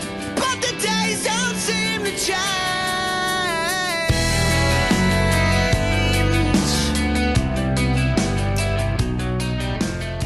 Okay, because you know that the aforementioned 102.1 played the shit out of Try Honesty. Yeah, like... I mean, he literally worked there. I feel like this must be the most played Canadian band of like the 2000-2010 on that Well, station. really, Like, they easily. were the CFNY house band. Yes. I mean, they were great and they had great albums and lots of success. But Yes, Ben, yes. Ben did. I can't remember what he worked on. Something with Strombo, I think. But he was in some capacity working at that station. Deep Roots, for sure. This is a song called Nothing to Lose by a band called Billy Talent. Nothing. You want it up? You want it up? Yeah, crank it, All right, man. That's a fucking big crank shiny tune. There's nothing to gain. But the days don't seem to change. There's nothing to lose. My notebook will explain. There's nothing to gain. The backing vocals are kind of funny. 25. These guys have sold over 900,000 albums. That's almost a million albums. And we kicked out Fallen Leaves like a month ago. Yeah. Fall, autumn songs. Right. Autumn. 900,000 albums. Now think about the Sloan numbers. And now think about how much 900,000 is. That's a lot of fucking records. In fact, when I saw Guns N' Roses at the Sky Dome, or at the Rogers Center, as if you will, these guys opened the show, and they kicked ass. They were great. They are great. I saw them at an Edge Fest. Lots of energy. In Downsview Park. They were good. So likable, too. Like, one of those bands, even if you don't like their music, I don't feel like anyone hates this band. Now, what if I told you that much like I, Mother Earth, Billy Talent wasn't originally their name? Oh. Because of, firstly, that's not a fun fact. Like, a lot of bands change this their one name. is a Like, fun fact. Did you know Pearl Jam was Mookie Blaylock? Of course, we did, and that is a fun fact because there's a player called Mookie Blaylock. That's what makes it fun. Finger 11. There is something that makes Rainbow this fun. Monkeys. Yeah, Rainbow that's fun. Monkeys. That's You could do this all night long. Okay, but those are fun facts. Okay. A fact that's not What fun was is, Billy it's Talent's blue and it original was name? really gray. That's not fun. What was Billy Talent's original name? Pez. Oh, I knew that. And they were going to get sued by Were they like a ska Pez, band so at they one had to point? change their name because there was another band called Pez. So then they spelled theirs with two Z's or Z's if you're in Canada, which you probably are if you're listening to this. And then the candy Big was Shiny Pez. Tunes is a Canadian So they phenomenon. changed their name to Billy Talent, and here we are. How about that? How about that? Well, I was going to say the Billy Talent, because I feel like Billy Talent from Hardcore logo that Right. they're named after, I think, had two L's. Two L's, correct. So it was like the opposite of Pez, I believe. Exactly. Which is two Zs. Wow. That's like And thread a needle there. Go Billy Talent. There you like go. this is like when you find out that Rhymes with Orange gave their H to head. There's some controversy surrounding this Big Shiny Tunes album. I just want to let Wait, you What know volume about. is this from? This is from volume 10. Wow. And there is some controversy. The album did. What year we're talking? This is from 2005 or 6, I would say. I like it when he crouches over the keyboard like he's got this. He just this is a discovered fun, something. Well, no, I just discovered this now. This was not in my original notes, so this is a live discovery, and even Mark didn't know about this in his fucking Okay, book. here's an important question, Stu. Again, no, this is serious. Stu, Yes. your LA years were the same years Billy Talent shot to superstar. Yes. Were they Right. popular No. in LA? No. Like, did anyone know No. what this was? No. Not Were they- even Try were they on your Honesty. Because radar? Try Honesty, I Nothing. feel might have. No. No. 0. Yeah. Okay. Give us that Honesty fun was fact Were they before I want to hear Napster? Mark's Like, we get Mark's on- Mark's Fun input. fact about this edition of Big Shiny Tunes 10, I couldn't even find the official sales records because there's controversy surrounding this edition. Because when the album was advertised to people to buy it, it was advertised as having songs by Green Day, Audioslave, System of a Down, Arcade Fire, Beck, and the Foo Fighters. Whoa. And none Heavy of hitters. those people are on the album. So there was lots of returns involved and complaints when people purchased wait, the I don't album understand. with the wrong track listing Wait, came out. wait, hold on. Let's It's go to like expert. Herb Abrams, UHF. Yes. Mark, are you aware of this controversy? I was not aware. This is news to me. Okay, that is a fucking fun fact. Breaking news. That is fun as hell. That is good job. It's definitely loaded with a lot of Big Shiny Tunes on it, Well, I but was gonna none say, of those. It's not even one band. It's like the 6 biggest rock bands of the year. And none of them are on the album. Wow. Like the Arcade Fire, I don't think would ever sign off on being on this. They're not on 'cause yeah, which makes. Oh, they makes fully sense. weren't aware. This is good. Good. So shit. maybe somebody got fired over that, or maybe there was like, you know, maybe dude. this is sort of like the beginning of the I'll end. just say for the, Jennifer Hollett left Much Music the next week. I'm just Right. saying, my friend. Well, there was only 4 more Big Shiny Tunes series after this debacle, and those ones sold. You know, it starts to go downhill. Well, you know what? it starts to jump off a We're cliff. in the Napster era now. Like this is hardcore. It starts to jump off a cliff pretty fast. The last Big Shiny Tunes album that sold anything of relevance was 50,000 units. So that's a big departure. What year from did that come out? That would have been in 2007 or 8. Because I feel like the compilation dies when Napster arrives, right? Because you could just cherry pick Okay, those well, one I'm song. just saying. So maybe It absolutely does. You know, yeah. I don't It's know. like featuring Drake, BTS, So- Adele. Thoughts on the Billy Talent selection? Okay, let's hear from Mark Teo, our expert on Big Shiny Tunes. What do you think of Billy Talent? Nothing to lose. I think it's a Okay, great well, pick. second straight song that has a local connection because I think Ben from this band lives in my neighborhood, Oh, perfect. which is Roncesvalles. Love it. So, you know, Shout and out I to will say, though, Ronces. that despite that, do not love this song. It's like, Oh. I mean, Billy Talent I think one of the issues I always have with them is they got kind of stanky vocals. You know, they have like, and the gang vocals just don't seem right. Like I feel like gang vocals should be shouted, not sang. And if we're really taking the biggest, shiniest, Big Shiny Tune song, we're going back to 2004. We're going back to Try Honesty, you know? Yeah, I feel like it's right. the wrong era of Billy Talent for a Big Right. Shiny And Tune. Mark, what do you mean gang vocals? I don't Like think I've it's like heard a this group, one. like when they're yelling. Oh, like Def There's Leppard? nothing to lose. Okay, yeah. Yeah, right. It's. I feel like gang vocals are meant to be shouted, not sang. You know. Okay, And, gotcha. and you know, break the convention. Sure, that you know, I respect that. it's yeah. It's, I didn't not even my- tell not my you thing. guys you're shitting on a song. I don't want to tell you, Mark. You're gonna not sleep well tonight. Did you know that every single time that song got played on the radio, Billy Talent donated $1 to the Canadian organization, the Kids Help Phone. I remember the video had the phone number in the for beginning. every single time that it played.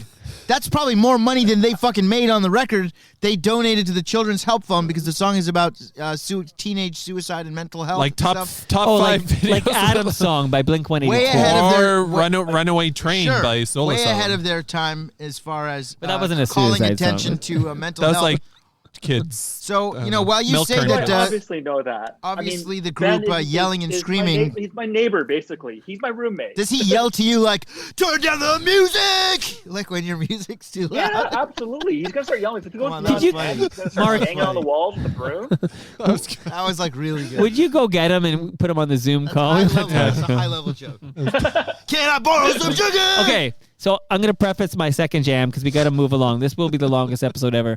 I did Fun Loving Criminals off the top because I Sure. only owned it on Big Shiny Tunes. This is another jam. I never owned this band's anything, but this one single, which I thought was a guilty pleasure and I liked, I only owned it on Big Shiny Tunes. Here we go. Name of the band, Bon Jovi.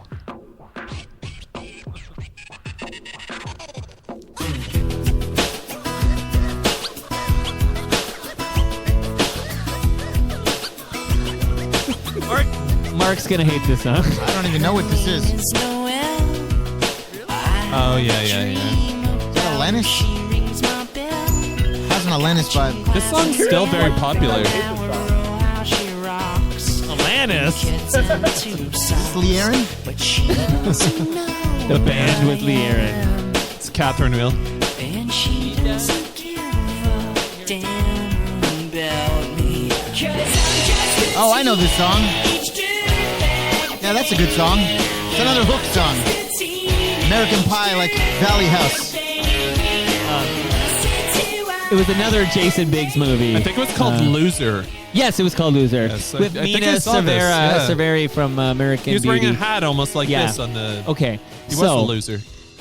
Yeah, I don't know if Wheatus ever had anything else make the charts. I do not. Have that I'd say information. they're a one-hit wonder. Good song. Much like All Hook.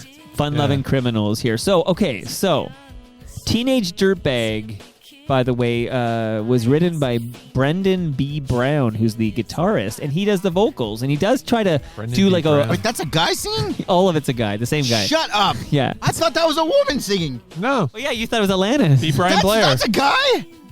Wow, turn that up. Wettis. This is some All Air right, Supply all right. type of shit. Here, I'll turn it up. That's a guy? I thought this was a girl group for sure. How old is this guy? Like 14? This was a lot cooler to me when I thought it was like a Fifi Dobson song. Oh, Bye Bye Boyfriend. Fefe. Wow, that's a guy? I saw her at an Dropped it. Edgefest once too. Wait, Okay. listen to the lyrics in It's the verse. all- When he all the sings in the vocals- verse. Am I the only one that thought? No, he's trying to I've seen the do video. that, I guess. It's a, Wow. it's a Okay. guy. It's a fella. The That video is shocks like me. just clips from Loser, right? Right, largely. Yeah. He kind of looks like the Oh, guy I think from... it's so good. I thought that was a fucking lady singing this whole time. He looks like the Mind blow. the New Radicals guy. So there are a couple of like controversial Oh, the lyrics. Kangol hat. Yeah, exactly. There were some controversial lyrics, like I'm for shocked. there, Shout out to Rennie. her boyfriend's a dick. He brings a gun to school. Like this. Sorry, this is in the movie? No, it's in the song. So I don't know they're the gun in the like, movie. Her boyfriend's a dick. Was he this brings a gun to school. pre-Columbine? By the way, Right. or- It was- Periscope agrees with me. They thought it was a female vocalist too. No, Wheatus, this is a dude, Brendan B. Brown, doing all the lyrics. That's some to like that, sensitive subject matter. Like I don't know if that So some applies. modern, like School sometimes shooting. if you hear it on like a radio station, you might maybe a Clear Channel station or something in the States. Oh, here, this part you Like gotta in hear. the This is also the same dude, on ready? the Lithium channel and Sears. That's a guy? It's the same Listen. guy. It's all the same guy. Sounds like Die Antwoord. He's Is he 12 years old? He's imitating a woman's voice. I don't think you're right. No, I assure you, all the Yeah. lyrics are this guy. I tell you. Teenage dirtbag. Is he just a kid though? I know. No, he's an adult. I now. bet they might have played with like the pitch a This bit. is really fucking with my head. Okay, here's another fun fact. We Good- talked good Beck about song. mistaken jams and stuff. Well, yeah. now a lot of people get confused because there's 3 bands of similar names and they get all messed up. And a lot of people think this might be Weezer. No, they 'Cause don't. I'm telling you, let me finish. Yes. Wheatus, Weezer, and Ween. These 3 bands, yeah. some people get confused. Well, by. there was also a band just called Wheat. Wheat. I know Wheat Kings. by Yeah, the of course. Kings, Yeah, sure, yeah. man. Not a big shiny tune. Ween. Brandon hockey team. Yes, Brandon Wheat Kings. Yeah, absolutely. Brandon Absolutely. Manitoba. Yeah, that's right. Wait, That's this- the so Paris this- of the Prairies. I This is a believe. 90s song, right? This is like 98, Yeah, that's the 90s. 99. So, okay, so that's from number 5. Teenage Dirtbag is from Big Shiny Tunes 5. And I went out of order, too. So, Cam, I'm back on track for you. I did screw up your order. Yeah, that's I That also was your screwed up song, my order. Cam, or that was Mike's That was song? my that's song. Mike's song. That was my song. Can I give you some Periscope updates, or do you don't want Give us them? Periscope. I There's do a want lot them. of And then we're going to updates. kick out Cam's third jam. Okay. I'm ready. Well, in reference to us doing a morning show, someone, Rome phone, said, but then you'd have to get up in the morning, Stu. So they know me very well. Hello, FOTMs. Sheila sounded great. She does sound great. Big I love Shiny Sheila. Tunes 1 had it all. Good album. Edwin at his best. Yeah, and he's On that handsome, song. right? I find that you look like Eric Lindros. I said this before. Well, but I don't know what the... Oh, he had like the clefty chin. yeah, right? yeah. He had that Eric chin. I feel like I mentioned this last time, but I remember around the time that his first solo album came out, there was an article in the Toronto Star, which, Mark, I feel like that's where you and I once spoke. Did you work for the Star at some point?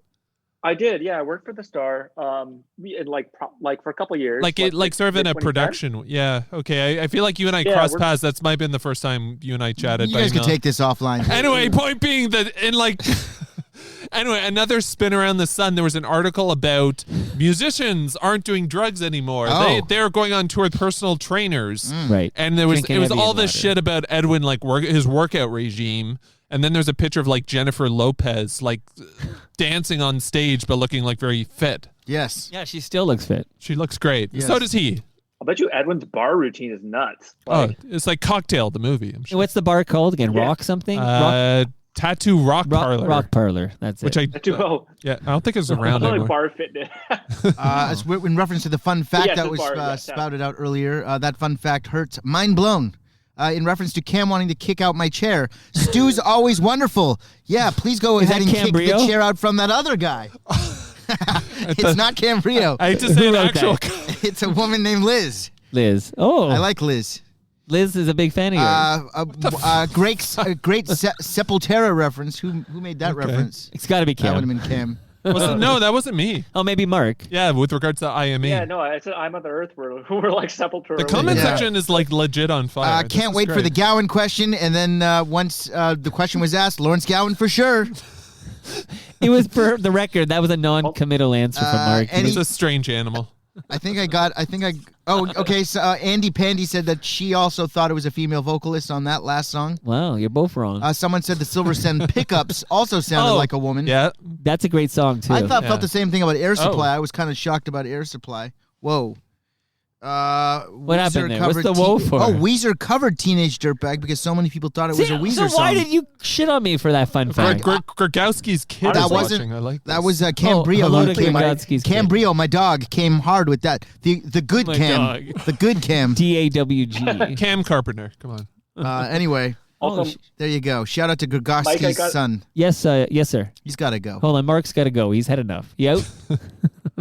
oh no, I was Oh. actually gonna say. Yeah. I'm surprised you thought I hated that song because that is one of my favorites. Oh. Like, just Oh, generally. wow. I just like like this guy. I think that is we're talking about American Pie 19 song. That is one of those. Yeah, songs. well, It's that's like a when I bull- hear That's Beatles what Soccer Mommy Loser now, I'm like, was. they sound like Bullseye. Beatles. They sound Road like that Trip song. 3. It sounds incredible. Yeah, Loser was just trying to be an American Pie. That's why they had Jason Biggs in there. Like I see like Breckin Meyer's face when. Oh I hear, yeah, like, from these- Clueless. Good one. I like that. Mark, do you have a favorite song? I want to ask you this question before I forget. Of all the compilations, Well, why are you asking him? What if the song gets played? Then he'll get to say, Well, well, that's guess okay. what? Because That I'm gonna would be- forget. It's a great question. I think he should put that on ice. I've been treated very unfairly. Why don't we tonight. close with that question? That yeah. forces I'm Mark. gonna forget. Forces Okay, Mark to okay. stick around. Yeah. It's Okay. like a Let's get carrot. back in order Okay, with the main So picks. we're gonna kick out the third jam Anyway, for good pick, Mike. Cam Gordon. Thank Decent you. pick, Mike. And I only owned it on Big Shiny Tunes. Yeah. That was the whole point of that. Okay. The first female artist. Alanis Morissette's Lost Tracks. Okay, we're back on track here.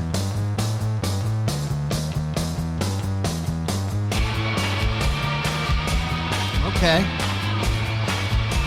I have love things to say about this. I love this song. I actually forgot about this song until right this second. I think most people forgot about this band. I'm gonna download this on my telephone. I always like Pets. Yeah.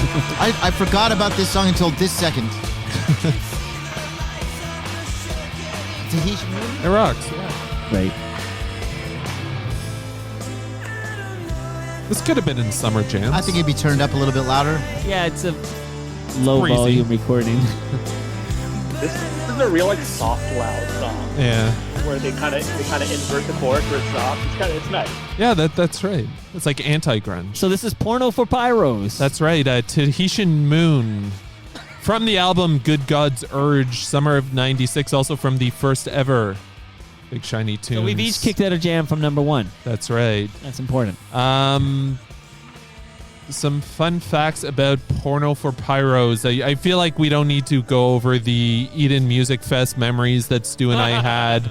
Was DJ Farbsy there? Yes, we started that riot. DJ Farbsy was there on stage, I believe on the Saturday just before Bush and just before Bush X. just after Bush was, I believe the tragic layup was none other than Perry Farrell and Porno for Pyros touring this album, I think on that tour with the great, I was going to say the late great, he's still around, Mike Watt on bass. Oh, yeah. Which is very cool. I remember being really excited for this set because I was pretty big Jane's Addiction and Porno for Pyros fan. A little underwhelmed by, if that's a word. It's a song the by set. Slum. I know it's not because I looked it up. There you go. So this song actually went to number. Good, I see what you did there. Yeah, this song actually went to number 20 on the Billboard Hot 100, not the modern rock Thank charts. God.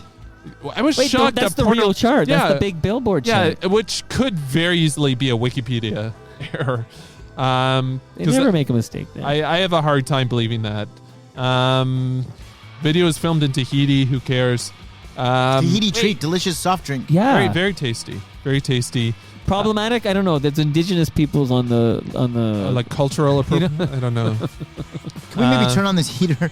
I'm getting yeah. cold. Are you getting cold? those LA years have ruined Stu Stone. Yeah, yeah. I'm chilly. okay. I'm pretty like fired up. Do you have any so I'm good. regrets? Do you wish you just stayed here? There. I wish Yeah. I stayed there. Okay, so Stu mentioned he's not thought of this song in many years Yes. until right now. Now, do you guys remember? And I'm guessing you don't. What was the last song that Porno for Pyros released before they broke up? Because this was a song even I did not remember, and then I saw it on Spotify. I'm like, holy shit, that song. Okay, remind What, me. is it Pets? No, it was a that was song- the first, like one of the first big songs. I'm curious if Mark remembers this. Hard Charger, How does that go? which was on the soundtrack to the Oh. Howard Stern movie Private Parts. Good movie. That was essentially when they transitioned yeah. back to Jane's Addiction because it featured Flea and Dave Navarro. Wait, Flea and Dave Navarro were in Jane's Nipple Ring Addiction? Gang. Yeah. So that was like 97, 98. And I don't know if you guys know this. Porno for Pyros actually reunited this year. They played there was a digital Lollapalooza event called Lolla Well, 2020. he created Lollapalooza. That's right. Perry know that. Farrell did. And they did like a whole virtual online festival that I remember because like we were Oh. live streaming I have part a of it good on question Twitter. for Mark. I have a good question Okay. for Mark. But they actually reunited Porno for Pyros. Perry Farrell, Stephen Perkins, who is also in Jane's Addiction, Mike Watt, and from the Peter Minutemen. DeStefano, who had a big cancer scare as well as a big heroin scare. Around the time this song was recorded, the four of them got together and played on a YouTube broadcast event. over the summer. Totally missed it, but I do remember hearing they were getting back together to do this one-off. Wow. Okay. This summer COVID. That's actually really rad. Speaking of Lollapalooza, Mark Teo, in your humble opinion, do you think that James B is famous? Does he know who James B is? Okay. Let's start with that. Not. Do you know who James no, B is? he doesn't. So that answers that question. Okay. No, I That did answers not. the question. Please explain. No, we've heard enough here, Mark. I don't know either. So don't feel bad. Okay, Mike. I would say this. I'm Googling this right now. Okay, this is a good test because here's Mark Teo. Yeah. Freelance music writer, has written a book about music, worked at Ox, worked at the Toronto Star, written for all the best music He's publications. got his ear to the ground. Still doesn't know who James B so is. now I'm guessing everything. Not fucking famous. I'm sorry. I mean, famous in Toronto Mike. Famous like to me. 1236 and Cam Gordon and Stu Stone are famous in the same way. Bojana is famous to me. Well, Bojana. if you're Googling Bojana's probably more famous. If you're Googling James, put a Z at the end. Okay, Mark. Here's this is a part 2 question. Do you know the Look People? No. No. Okay. No, he doesn't know. James. Not That's famous. Okay. Not famous. Okay. Played Lollapalooza. Is this like? Yeah, just don't even worry about these questions. They're dumb. But do you know what is this like? Hold on, let Mark finish. This could be also a thing I just missed. Because like. But do you know what a fruit roll-up is? A fruit roll-up is a delicious treat. See, and he I knows. wish I had one right Of now. course. Do you know what hypercolor is? Are you guys doing what I'm doing, trying to figure out Mark's age? No, I know how old he is. I tell of you, course. we've got like I've done my research. 10 to 15 years on him. No, he's handsome. Anyway, Mark, the Look People played the second stage of Lollapalooza, I believe, in 1992 in Barrie, one show. One of the few Canadian bands who ever played the tour. Cam was one of the few people in the tent watching. I was like 15, so I was not there. My sister was there though. I want to talk about my next song, if you don't mind. Let's hear from Stu Stone. Now, we have a comment that's quite timely that comes from one of my real favorites of the FOTMs, a gentleman by the name of Steve. You know Steve Leggett? Yeah, I know Steve Leggett on Twitter. Yeah, you know Leggy? Of course. He says, is there any chance that Stu won't be playing The Bad Touch? The answer is no. There's no chance. He called my shot. Also, Mark mentioned Bloodhound Gang. Shout out to Steve. When I played Fun Loving Criminals.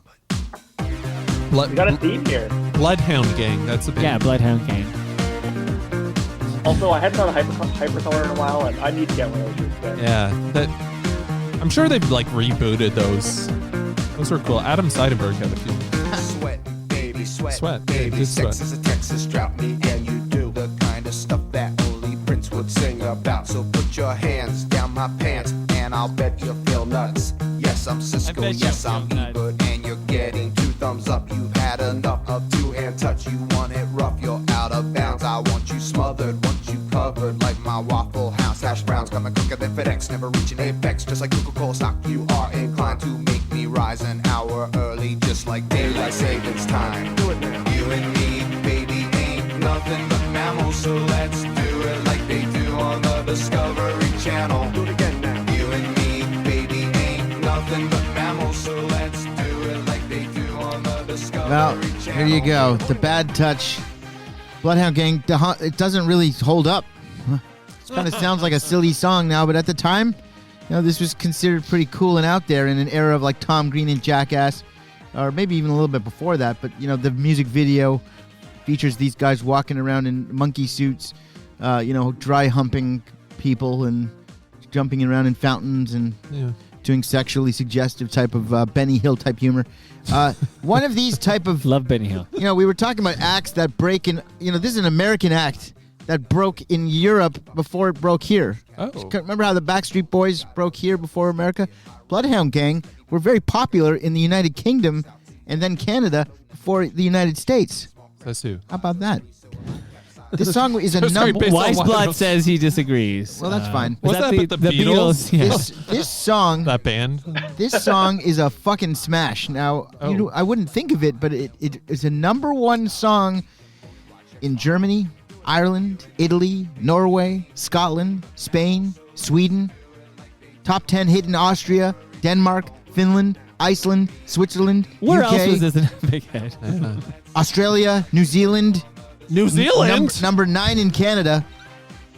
Number 52 in the United States. So Wow. not a big hit in America, despite the music video being They a hit. found it silly and immature. Yeah. Well, it was popular on MTV. I remember the video. Oh yeah, It no, was all over the- I mean, it was all over It was a music big television. fucking jam. Are you kidding me? But I think the video actually, it was one of those videos that got banned, and that's why it became popular. Stu, this is like 2002, I'm guessing? I don't. Yeah, what 2003? volume of This Big is from Shiny Big Tunes? Shiny Tunes I think 5. it's from 1999.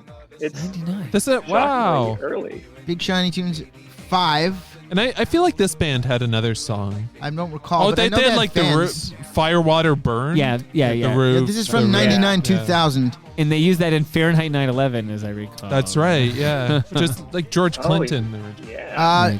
Fun fact. Are you ready for a fun fact, guys? The Bloodhound Gang got their name from a popular kids program called 321 Contact. Wow, That I featured, remember that. That Yeah, featured the Bloodhound Gang, a detective. Okay. Detective. Did solving you ever mysteries. do a voice for that show? I didn't, but I definitely watched 321 Contact. I Yeah. know Cam had a subscription to the magazine. I did. Did you have a subscription to Chickadee? I was in the magazine? commercial for Chickadee and Owl. I I definitely did. I had a drawing an owl of a snail. It was a terrible drawing. Do you have a copy? I want to see. My dad carried it in his briefcase for like 20 years. Like, hand to God, that happened. He was so Bloodhound- proud. That's actually really adorable. Yes, he's a good dad. Big Shiny Tunes has Yeah. sold about 2.5 million copies combined. All of them combined. Bloodhound Gang. And all in Canada too. Yes. which is Bloodhound Gang on just that one album. 6 million albums. Wow. So Bloodhound Gang wins this round. And is this album called Hooray for Boobies? Yes. Yes. Yes. And you know a great what? title. As Like, somebody that's staggering. as somebody that dabbled in the music industry many moons ago, to have a hit in that many countries, these guys made money. They could tour to all of those places and sell tickets Right. and T-shirts and fucking schmatas and whatever they wanted. So God bless them. Do you think they're still like they still must be getting some royalties? I know they have fans beyond that song. Like that's their like Smells Like Teen Spirit. Like the real Bloodhound Gang fans are like, that song's terrible because they they don't like this That's song. their Bare Naked Ladies 1 week. Yeah, or like Where the real Bare Naked Ladies fans are like, we don't even like that song. That's right. But that's the song that breaks them. in the Radiohead States. Crepe. the song where the real fans come back around on it though, right? Like where Bare Naked Lady fans come back like 10 years later, and like 1 week is actually a sick jam. Like it becomes, it's so overrated, it's underrated. And I think both guys, you guys are missing this big one. Bloodhound Gang, The Bad Touch, and 1 Week by Bare Naked Ladies both reference the X-Files in their lyrics. That's right. You know who I get this band mixed up with? Alien Ant Farm. Oh, but I only know them for the Smooth Criminal Yeah, cover. I think they're like a pure one-hit wonder. Okay. AAF. So are we okay? Like a bad new metal band. Yeah. And Mark, you're okay with Bloodhound Gang as a selection or not? Let's hear from you. Okay, I will say, so this came out in 99. I would have been like in high school at the time. And, as like a profoundly stupid human being who was in high school, who was into Adam Sandler movies and stuff like that, like this song was great.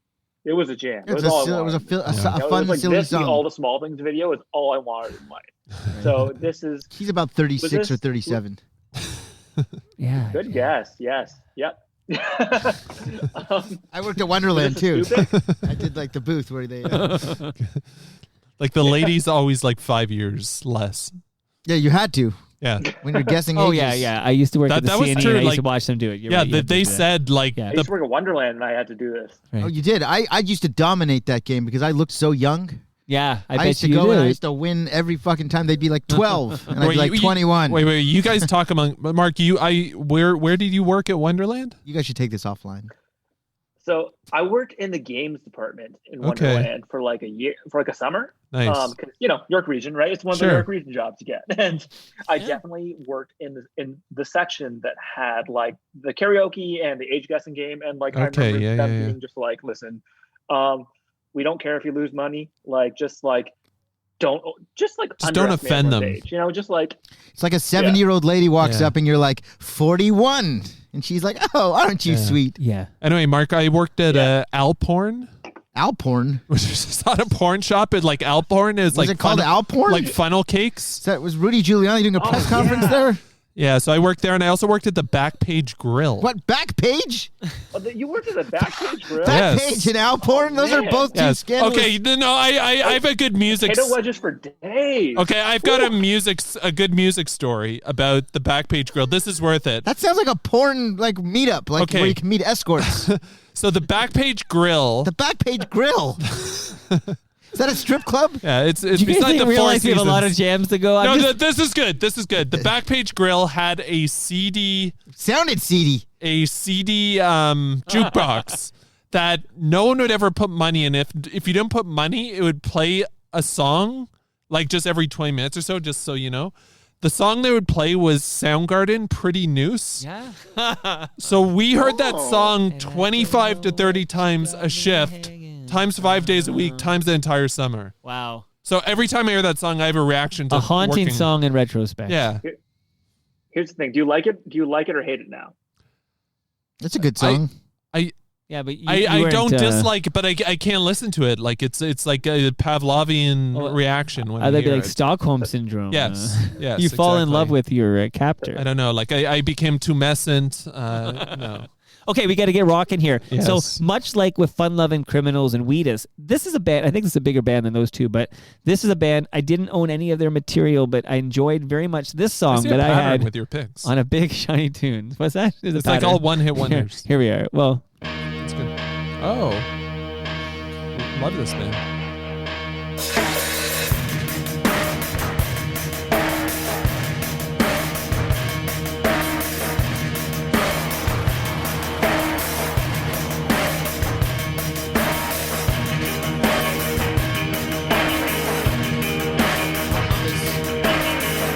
A friend in need's a friend indeed. A friend with weed is better. A friend with breasts and all the rest. A friend who's dressed in leather. Stu doesn't know this big jam. Is it a Canadian band? No. Bumper Stumpers. Our thoughts compress, which makes us blessed and makes for stormy weather. Okay, I really like this song. This is called Pure Morning by Placebo. I can't believe this was on Big Shiny Tunes. In fact, let me tell you, Cameron, this was on number 3. Wow. I know number 2 is the biggest selling Is that one. the chorus? Is just a guitar shot? It's Pure Morning, Pure This song's a bit menacing Morning. too. So, yeah, I'll pick I it don't up know again this at the song. chorus. So this is they're a British band. They're from England, and this is from their second album, Without You I'm Nothing. And I do believe they had a lot of like British hits, like hits in the UK, but I don't believe they had any other hits on this side of the pond. I think they had like a few minor, like they were always quite popular here, but like I don't think they had many other songs on the radio beyond kind of a dusting. They had a song called like Every You and Every Me and a few other. See, like, when I minor picked hits. this one, I that thought was a good song. Yeah, they were great. I mean, they're still around. They're still like great. when I picked this, I was thinking, oh, I bet you Cam loves these guys. Like, Yeah, I had no, that they're whole vibe. awesome. But this song, I mean, I just always, for the first time I heard it on the radio, whatnot, I dug this jam. It's got that Yeah. great. I feel like when this came out, like it was that weird middle ground between grunge and like all the new metal stuff. So like you'd hear something like this on the radio, especially something like this that was probably in like fairly heavy rotation, really stood out. And it was like for the record, because I know Stu was in LA at this time, so maybe it wasn't as big there. But here, Clearly, this yeah. was high rotation CFNY material. Yeah, this here. was this is even before like Coldplay and I don't know it. I feel like Travis. This is also like. I would say this is also like electronic era too, and you can kind of hear it Yes. where they almost have like the weird like drum and bassy intro, which like the percussion, and you're like, yeah, this is a unique sounding song. Yeah, Like, I could see like Martin Streak mixing this with like Massive Attack, Teardrop. Yeah. Like Banksy. it sort of all Totally. goes together. All right, so we won't even go to Stu because he doesn't know this song at I all. don't know this song. Like you're it's not- very metallic. I remember that. I feel like this band was actually, what was that? Limp Bizkit did that package tour, Family Values tour. Yeah, Family Value. I used to buy those compilations Yeah, I too. feel like Placebo was on one Yeah. of those tours. Like they're weird crossover. Want me to ask Lethal? wait, they have a new I metal can ask him. crossover? Go ahead. Like, I'll be like, do you know the band Placebo? Did they? He Yeah, would know. but he'll know this Yeah. song. It was a big I'll ask radio him. hit. Like they were a trust me, it's weird not obscure. band that I feel like if you like sort of the British indie stuff, you could be into, but also if you like My Chemical Romance and all that shit and Poison the Well and like all the emo, because they were sort of, I think, the emo kids kind of like this band. If I'm, All right, I don't know. I was like 20, but so we have just to let Mark know. So Stu is now reaching out to DJ Lethal, who you might remember from Cypress Hill or House of Pain. Definitely not Cypress Hill. No, no, definitely House of Muggs. Pain. I'm thinking of Muggs. House of Pain, Limp Bizkit. Okay, not Cypress Hill. That was DJ Muggs, right? Yes. Okay, my Different apologies. DJ altogether. I got my DJs wrong. Text him too. Okay, well, text I them can. all. Want me to Okay, ask? so Mark, what are your thoughts on Placebo's Pure Morning? He does know them, by the way. He said, I- old school. Yeah. Yeah. I'll just ask if you ever toured you know with what? them. I didn't think much of the song at the time. It sounds really great in retrospect. Yeah. And it's really weird. Yeah, but I they think that played. probably during this era would have been one of those Oh my God, emo it's guys. And I didn't really listen to them, but maybe I should have. It's a pretty good song. Like it's it's a lot more interesting than I think I initially anticipated. Mark, it's a big shiny jam. So Stu, give that update so we all know what that is. Cam is right. Lethal says, yeah, he played with them a bunch. Wow. So This they were is on that tour. becoming like a real signature episode. Like this is great. Like I love this. A lot of comments. We have a great This guest. wouldn't happen Stu's on like, Zoom. this is I know awesome. Mark's here on I just Zoom, asked, but- any good? Question mark. So let's Okay, we're gonna wait for that. find So out. here, let's kick out the fourth jam. up? I'm from- still here. I'm just walking around my Okay. so- Yeah, no worries, because I had to change screens anyway, so I can only hear you now. Fourth jam from Cam Gordon. Oh yeah, I like this. Is this Faith by George Michael? Would be nice if I could touch your body. Anything that starts with an organ or whatever. Dun, dun, dun. In the Garden of Eden. Oh yeah. This song kicks ass. It's a good song. Sounds like Weezer. Yeah, it does. I still don't know what it is. So I've heard this song before. Wait till the refrain, you'll know. It's like a similar pattern to what that just was, but I don't know the name of the band. Is it like My Chemical Romance or one of these type of bands? We'll get to that in a second. Yeah, I know this song.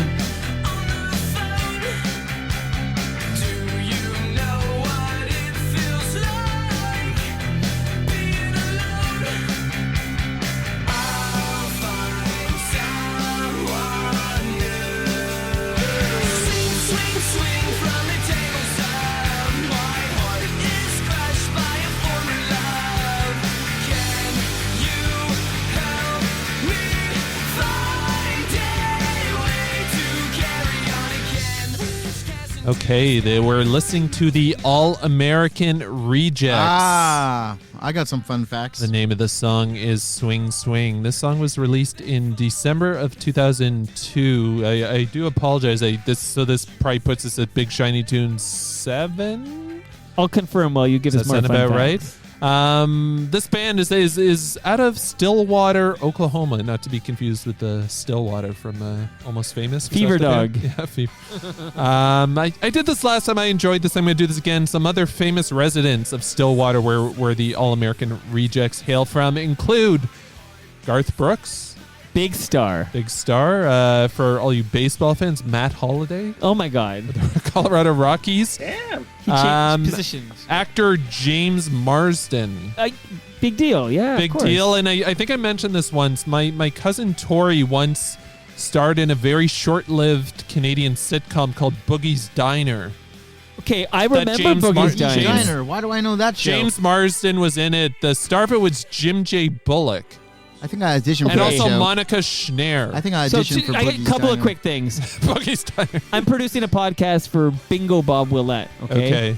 We dropped an episode Thursday morning. Bob talking to Monica Schnar. Okay. that's Ask her firstly. about Boogie's Diner. Okay. Secondly is I watched Too Close for Comfort. Sure. Okay. Do you remember Too Close Yes. for Comfort? Of course. Of course. It's I like know. Ted Knight, Who am I- right? Ted What am I, Knight, 12? right? Of course. Jim J. Bullock was a big deal on that show. He was. Was he- Hollywood Squares regular as well. That's right. Now, was he? I feel like he was like he came out of the closet, and that Okay. was a big deal. And I don't know if he ever came acceptance. out, but he was super gay. Can you be Yeah. super gay? I don't know. Cam, can you? You just did. You just did. Anyway, one more famous resident of Stillwater, Oklahoma. The former Secretary of State under the outgoing President Donald J. Trump, Rex Tillerson. Also the chairman of what, Exxon? Has he been pardoned yet? He's probably next after General Flynn. And Trump tweeted today, like, have a great Thanksgiving, General Flynn. I saw that. I'm gonna miss him. Lethal wasn't a huge fan of that band, by the way. Okay, for the record. Okay. He said that they had a following, though. Yeah. well, just not Pure- his. Just Pure not Morning, his thing. You must have missed it. Maybe K-Rock wasn't playing it in LA or whatever, but it was a big jam. A few more fun facts about Swing Swing. Went to number 60 on the Billboard Hot 100, number 99 the UK. This song was actually the biggest charting position it had was actually in Scotland. Again, based on what's on Wikipedia, which is probably incomplete, went to number 10 in Scotland. Wow. I have some. Well, UK, they're big. I'm not surprised by this. Cam remembers seeing this song during the Major League Baseball All-Star game. Oh no! like a when I said UK though, that's placebo. We've moved on to the All-American Rejects. They're Rejects, definitely yeah. not from the UK. Yeah. Anyway, this song was used in some baseball compilations. Obviously, the swing can you swing thing. a bat? Of course, some cricket compilations too, probably. Yeah. So a couple more fun facts. The video of this song was directed by someone named Marco Sega. Who also directed talk about like big shiny tunes bands. Also directed videos for Weezer, System of a Down, POD, Papa Roach. Oh, I remember POD. And Blink 182. He also directed a film called POD makes me feel alive. It sure does. Oh my God. Also directed a film. I don't remember this, and I'm surprised I don't because it's named after an REM song called Pretty Persuasion that starred Evan Rachel Wood, Ron Livingston, and the noted Trump supporter James Woods. Okay, I can do this. Ready? That woman, Evan Rachel, what's her name again? The Wood? Evan Rachel Wood. Right. She and James Marsden, they star in the Westworld together. Okay.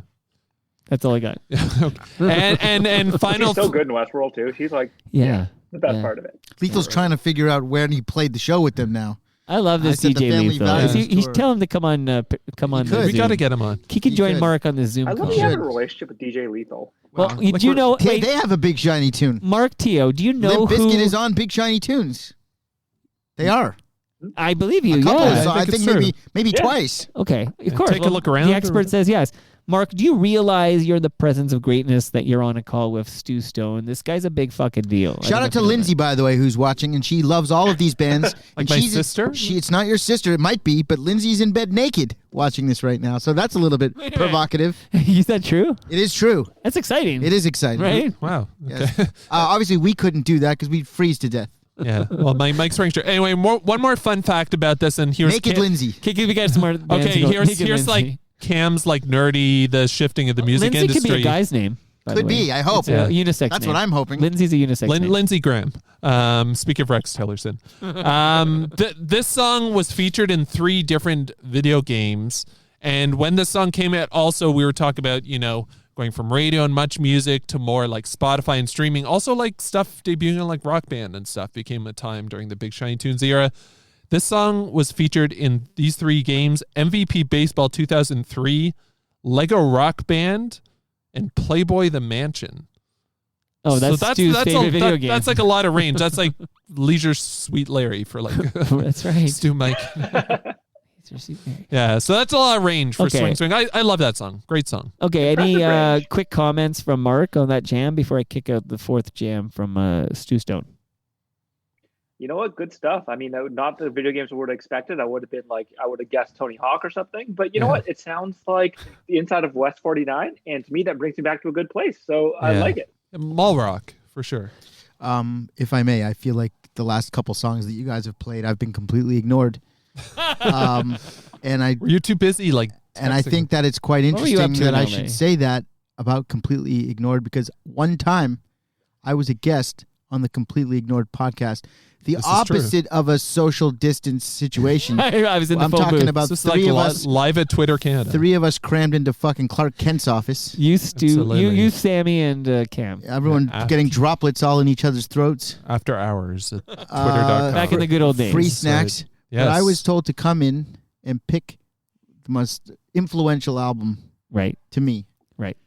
So that was hard to do because there's so many, and it's like for me to pick one, that's like picking which kid do I like the best. I can't make that decision. Oh, I which love all is my a topic kids. I discuss on the parenting show on Sunday Which night. kid do you like better of your yeah. kids? Because you have a lot of kids. I got three kids, four kids. kids. It's a multiple choice question. So you can't pick one. It's gotta be. Tune in on 6:40 at 8 o'clock on Well, Sunday. Gotta be Harper. Either way, I can't. Listen. I would say that I had some influential years in the 80s. I had influential years in the 90s. I had influential years in the 2000s. Different times of my life, different kind of music inspired me in different ways. So it was difficult for me to sort of pinpoint one specific band or song. But after I narrowed it down and I figured you got to also know who you're messing with here. So I knew I was with Cam and Sammy, so I couldn't come with like a Wu-Tang Clan song or anything like that. So I knew what I was up against, and I knew that this was one of my favorite bands and one of my favorite songs by them, and it happens to be a big shiny tune. So if you are a fan of the slightly ignored podcast, then you probably have heard this already, but this was the jam that I kicked out on their program, and I'm going to do it right here on the Big Shiny Tunes as well. Good setup. Good setup. That's the first time I've seen him do that. I know. Mike's actually keying. Which is interesting.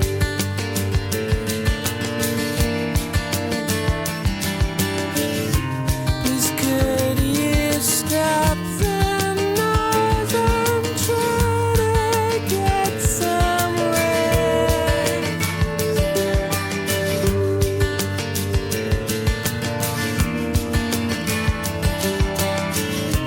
From all the undone chicken voices in my head.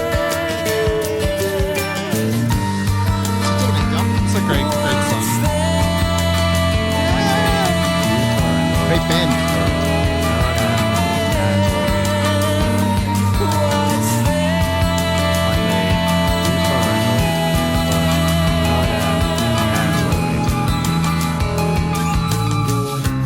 When I am king, you will be fast against the wall.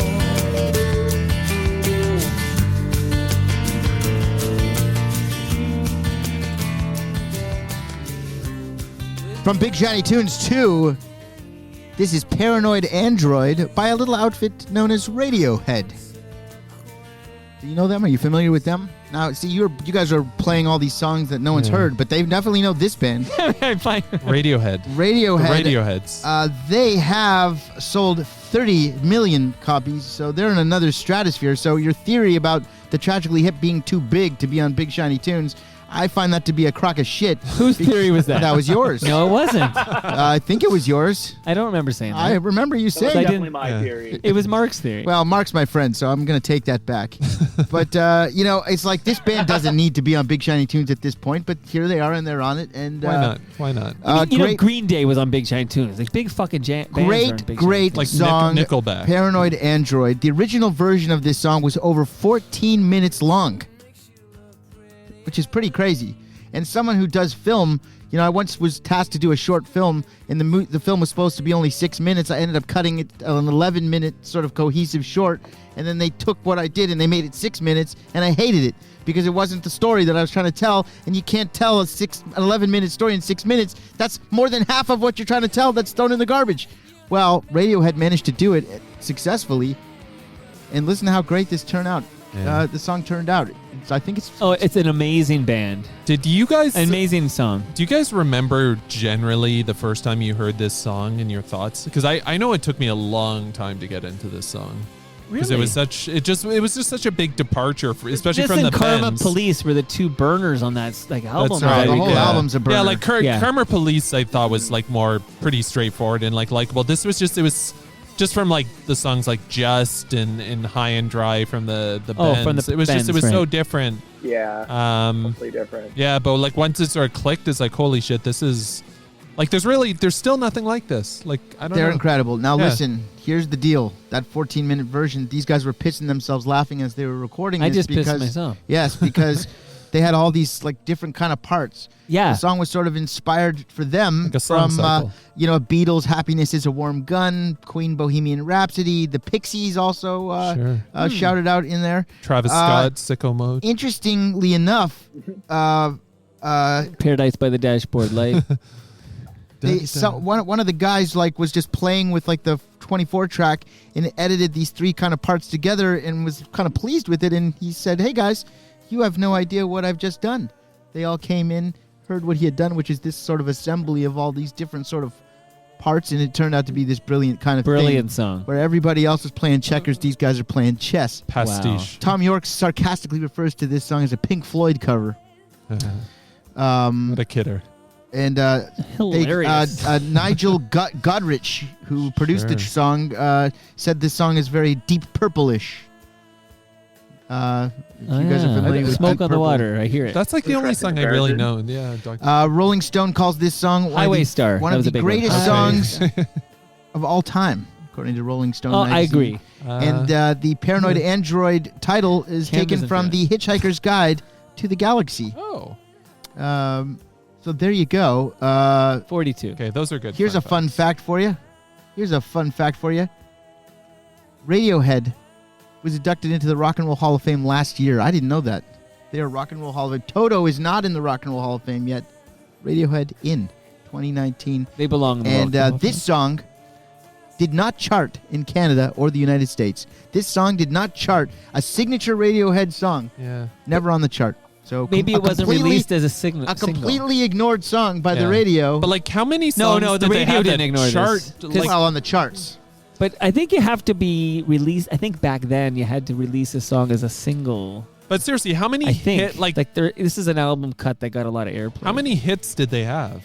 Like I mean, Creep okay, was it's a not hit. Just fake Like a plastic, modern rock, fake plastic trees was a big hit. Just High and Dry. yeah. They have hits. But I'm just saying, like Billboard Hot 100. Yeah, hits those versus songs were modern all. rock. Were you they? know, But I do I know would what say I'm so. saying because it's an album-oriented kind of band. It's not really a. They're not trying to make hits. These guys are musicians. I'm guessing their biggest hit ever is "Creep." Yeah, and I'd say it's not even close. Probably just again Billboard Hot 100 and like And they probably Today hate After. that song, right? It's probably like a song they hate. I don't really hear them perform it. I've seen them 100 times, and maybe they played it once. I've heard TLC perform. Yes. And Stone Temple Pilots, I heard. So I'm a big fan of Radiohead, and I'm a big fan of their inclusion on Big Shiny Tunes too. Ah, honestly, excellent. That's a great Good jam, pick. and that was a great speech. What do you think, Mark, about Paranoid Android? Honestly, I love this song, and I love this era of Radiohead too, right? Like I love this, and like OK Computer and Kid Air. Yeah. Like honestly, this song sticks out to me so much that I thought it was a single, and maybe that's because I assumed that everything on Big Shiny Tunes was a single. But Right. it is such a standout Radiohead song to me. I mean, the entire album is standout, right? Like Karma Police, Bitter Happier, Let Down. That sequence of this album is amazing, But yeah, I mean, like it's fantastic, and I honestly thought it was a single. The fact that it wasn't is somewhat shocking to me, Ditto. Because they had like a really cool animated music video. I remember there was like this kind of quirky cartoon. Very cool. Yeah, like it's a big deal. Absolutely, yeah. It also, like, for some reason, I have this imagery, which is sort of very, very specific, but the Titanic, like, sinking into the sea to this song because it was, like, the first year of the MTV Movie Awards that I remember being aware of. Like and, in a montage And in a or montage, they played Okay. this song with, like, God loves his children, Okay. with the boat going down. Like Kate Winslet. No. Yeah. They always put a song to the movie stuff because I remember. You remember the movie Alive about the team? Yes, sure. Sure. Where I they eat each still other's remember tuchuses. Pearl Jam's Alive played to that Yeah. movie Now montage. that I don't remember. Okay, because I'm older than you, but I remember this because I always loved the MTV. You know what video would have awards. been a great. They were eating ass before it was cool. Big joke. That was a big joke. High level joke. Okay, It's a bit of a spoiler for the movie Alive because that's how they survive. They eat the guy's ass. They do. Yeah, It's true. That's feeds a family of 4. Anyway, He was the big guy. The moment's gone. Honestly, like that movie is like, this is 1974. We eat ass. Yeah. Yeah. Oh, That's a good tweet. We didn't Well, it's mention the it. 70s, Can we you have know. a moment though? Speaking of 1974, in the 80s, one of the biggest personalities of the 1980s passed away. Diego Maradona Yeah. Oh, died. We Yeah. never mentioned Big it. cocaine guy. I was surprised he was only 60. I saw What a star. Yeah, totally. Me too. Yeah. I mean, you think of Pele when you think of soccer, but you also think of Maradona. Pele then Maradona. Yeah, if That's you're your next thought. Of a Usually. certain age. Pele is sort of like the Dr. J, and Maradona is sort of like the Michael Jordan. I'm Because with you. Yeah. He scored all those goals in the World I was Cup. going to say, if you Hand of sort God. of, we talk a lot about is James B. famous, go down to Young Dundas Square. You go around the world. Yeah. Oh, yeah. A million people who are the top 5 most famous athletes of all time. Like Maradona, I don't know if he'd be top 5, but he's might right be up top there. 10. He was his in the mix with era Ali is Lionel and Messi. Pele. I mean, he's not my answer. You know, I think it's like Michael Jordan, Wayne Gretzky, you know. I'm just saying he's in the Hulk Tiger Hogan. Woods. But he's up there. He's up there. Yeah, Matt Holiday. As far as soccer Django. goes, I mean, there's no one Ernie more. Witt. He's on the Mount Rushmore of soccer stars. That's for sure. Sure is. Anyway, I want to shout him out. Party animal. Yeah, there's a great documentary on Maradona you got to check out. Just because I didn't know about how he went to that club team in Italy and how they were going to be relegated, and then next thing you know, he's got them as champ. Like he just was incredible. Because a lot of people know, of course, about the World Cup. I think it's '86. I think. Yeah, '86 World Cup, Argentina. Like I say, like I also like the cocaine is like a big part Yeah, of it too. yeah. Well, Real you don't live. troubled. We learned this from the George. We talked about George Michael, and I thought, you know, when you do cocaine, and this is why I worry about my friends. Chained to the mirror and the razor. I worry blade, about my to friend quote, John Gallagher and etc. You know, don't do coke. It's a hell of a drug. Mark, stay away from cocaine. Okay. Too late. The guy wrote a book on Big Shiny Tunes. What do you think he spent the money on? Didn't write I itself. mean, like, yeah, how do you think this book got done? Yeah, those Excalibur Press. I mean, you know, slave drivers over there. My fourth jam. They paid him in coke. My fourth big shiny. You got paid? Awesome. Big shiny jam. Why don't we Thoughts seem to stumble out of my mouth. I can't seem to stop and talk to them. Fear tries to pierce I don't know this song. the armor of truth. Hollow point, sniper hyperbole.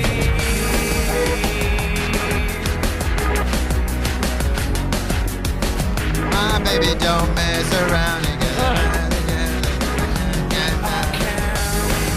Hey, the drums.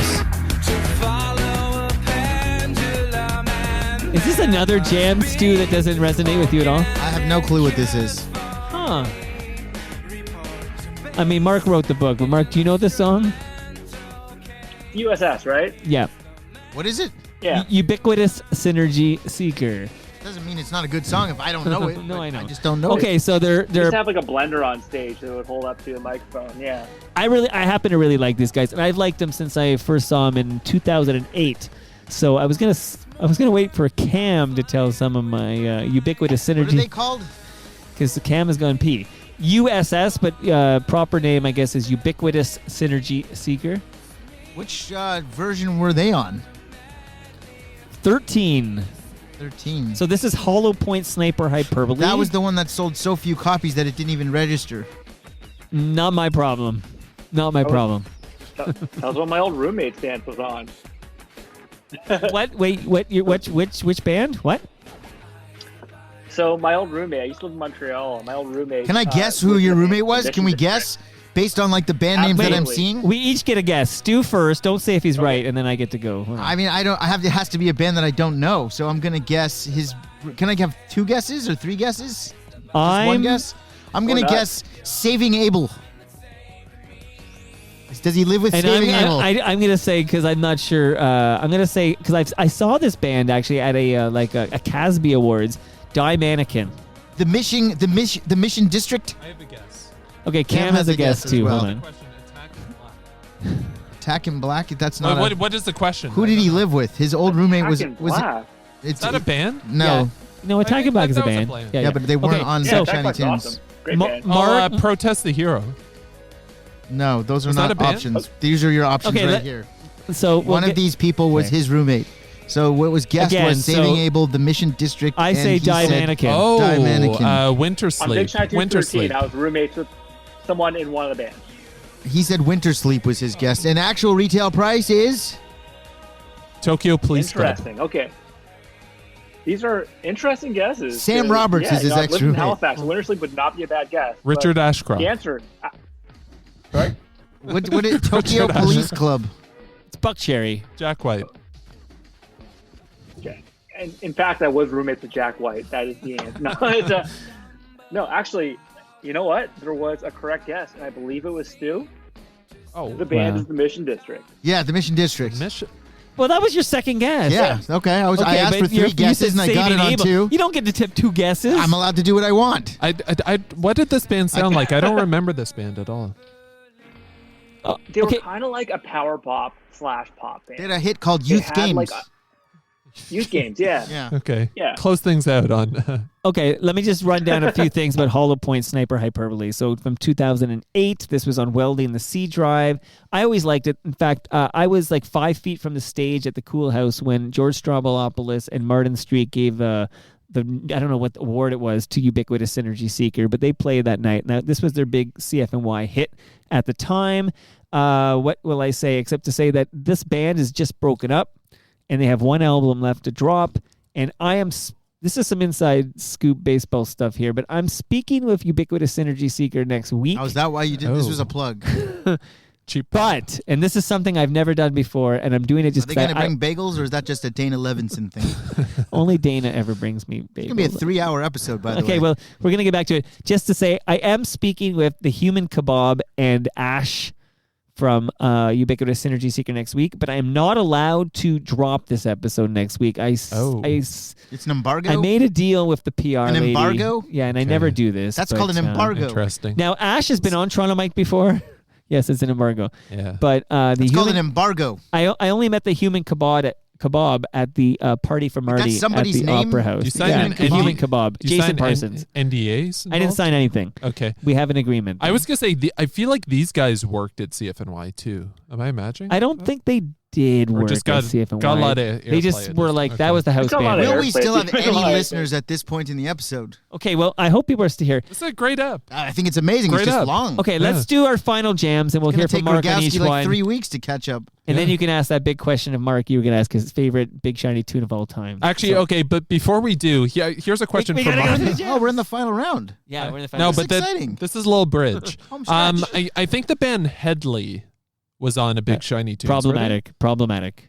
Well, Yeah. this came up last Lots week. of things happen with it. Here, Mark, do you consider Headley a rock band? Like they play guitars and stuff, but this came up last week during boy bands I feel where like you they're like a Soul Decision type of act. yeah, like you sort of had that Headley, Simple Plan. Are these boy bands or are these like quote No, those unquote are like Oh, we emo should ask bands. him. punk bands? Those are Good question. Simple Plan is not a boy Is this band. controversial? Because No, it was just trying to classify because I don't think Headley ever got played on Edge But Headley's not on any big shiny tune. Oh, are they not? No. Oh, Mark okay, has never been mind. on the show the whole. I told you he would stay on the whole I'm way. shocked. We Mark, gotta have we him are back honored. next week. He's a trooper. He should just be on every episode. honestly, it's been really fun. Oh, but did you? I guess you had no plans tonight. This was going to be a Netflix night because you gave us like 3.5 hours here. I think we appreciate it, man. You've been giving us some great Like insight. he's keeping Jack White up in the his roommate.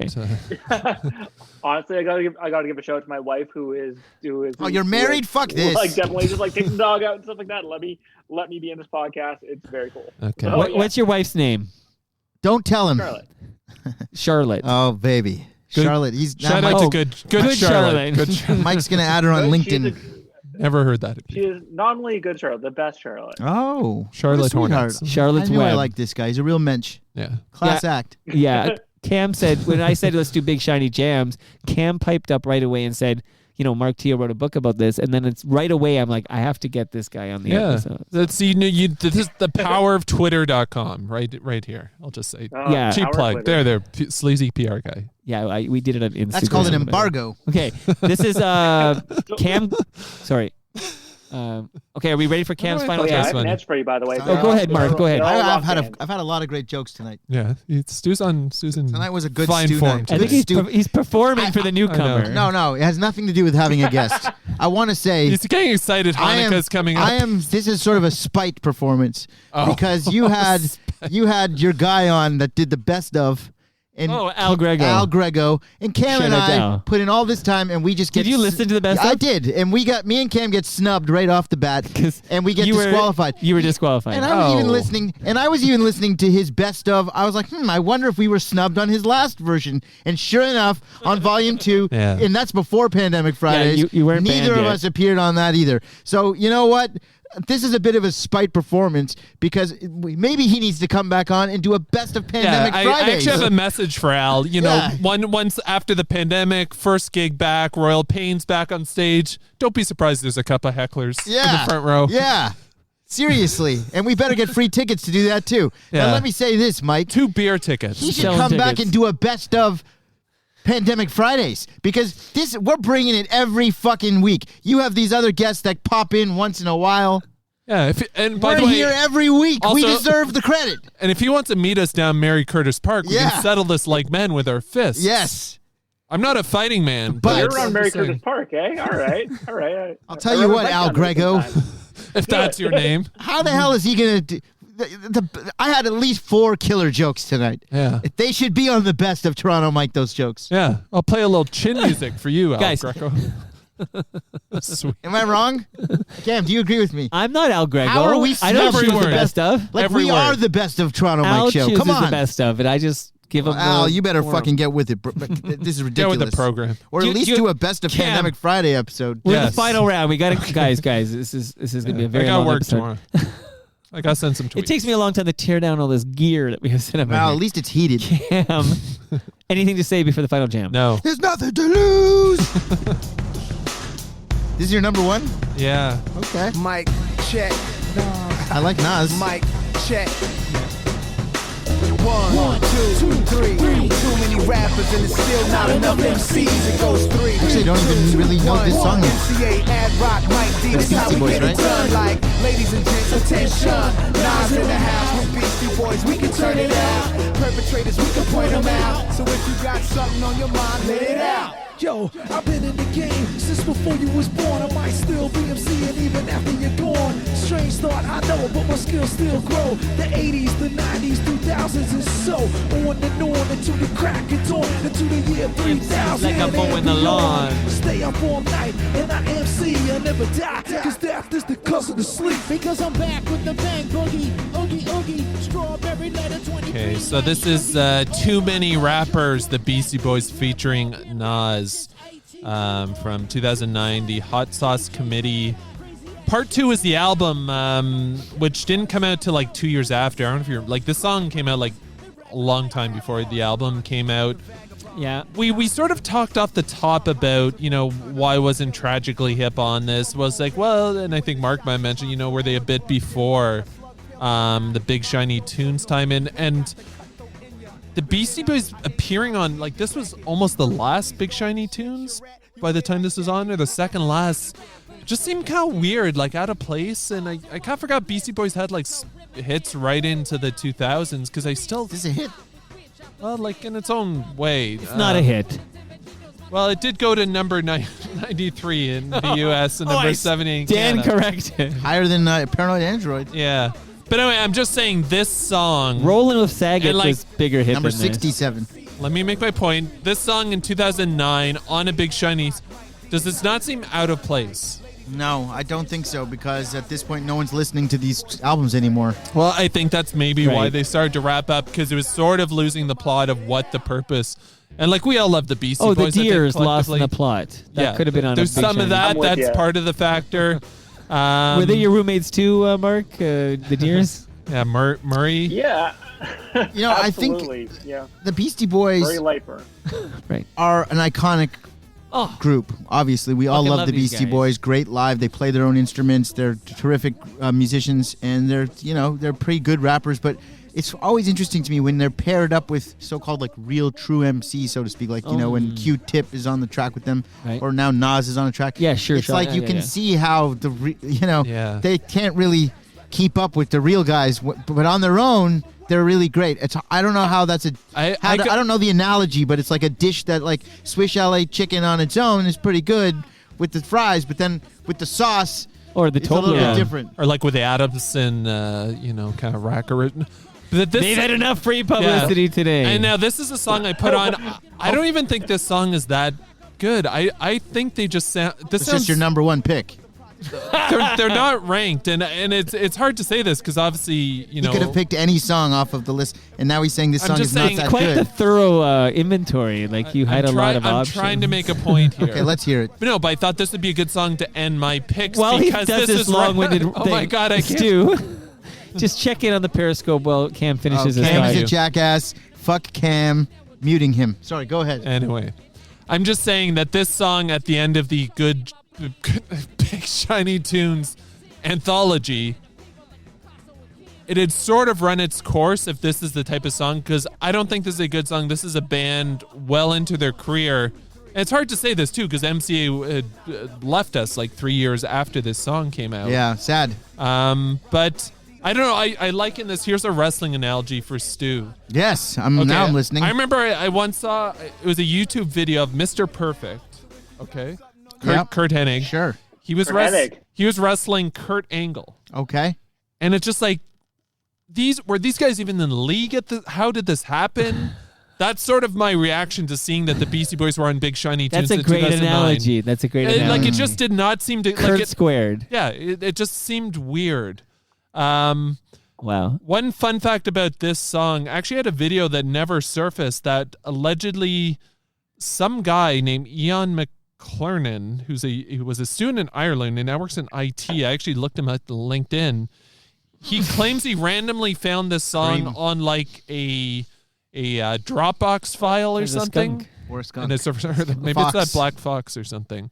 So anyway, the point being, a video of this song, which was actually filmed by Roman Coppola. Ah, Francis Ford's kid. Yes, Or appeared. Nicolas Cage's son.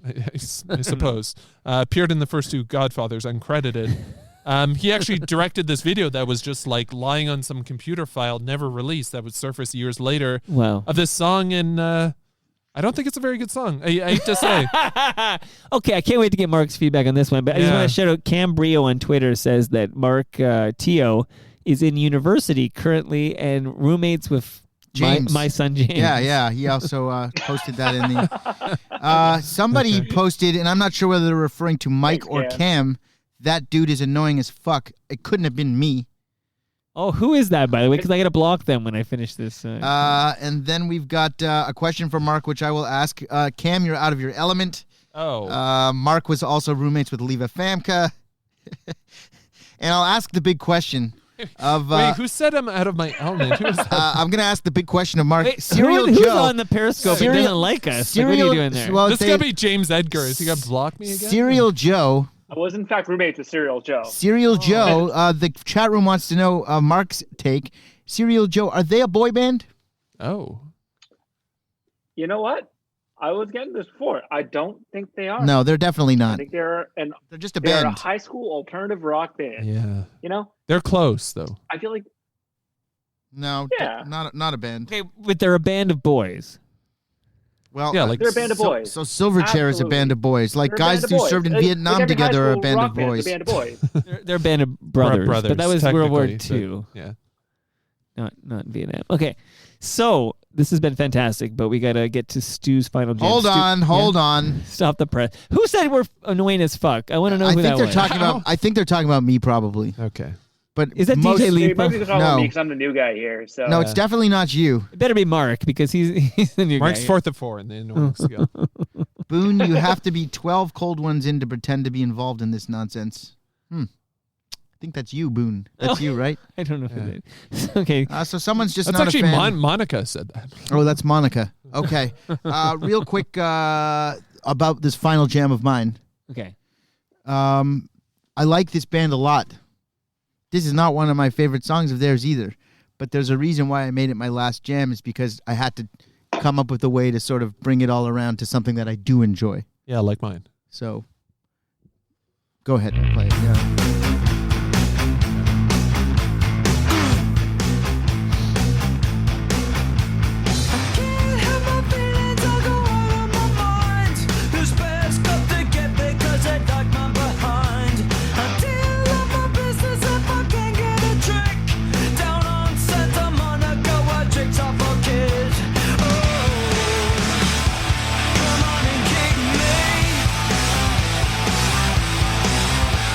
Oh,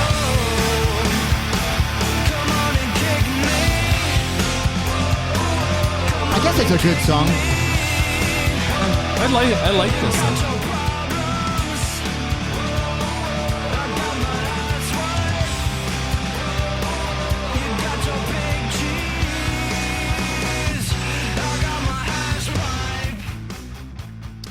So, this is called Hash Pipe from Big Shiny Tunes 6 by a band called Weezer. Not Weedus. Released in 2001, first single off the band's third album, the Green Album, and one of the only summer songs of 2000 to make it on the Big Shiny Tunes album. How do you like that? Cam was saying 6-month cycles. This is the only summer song that made it onto a Big Shiny Tunes album. Like that was released in the summer? Okay.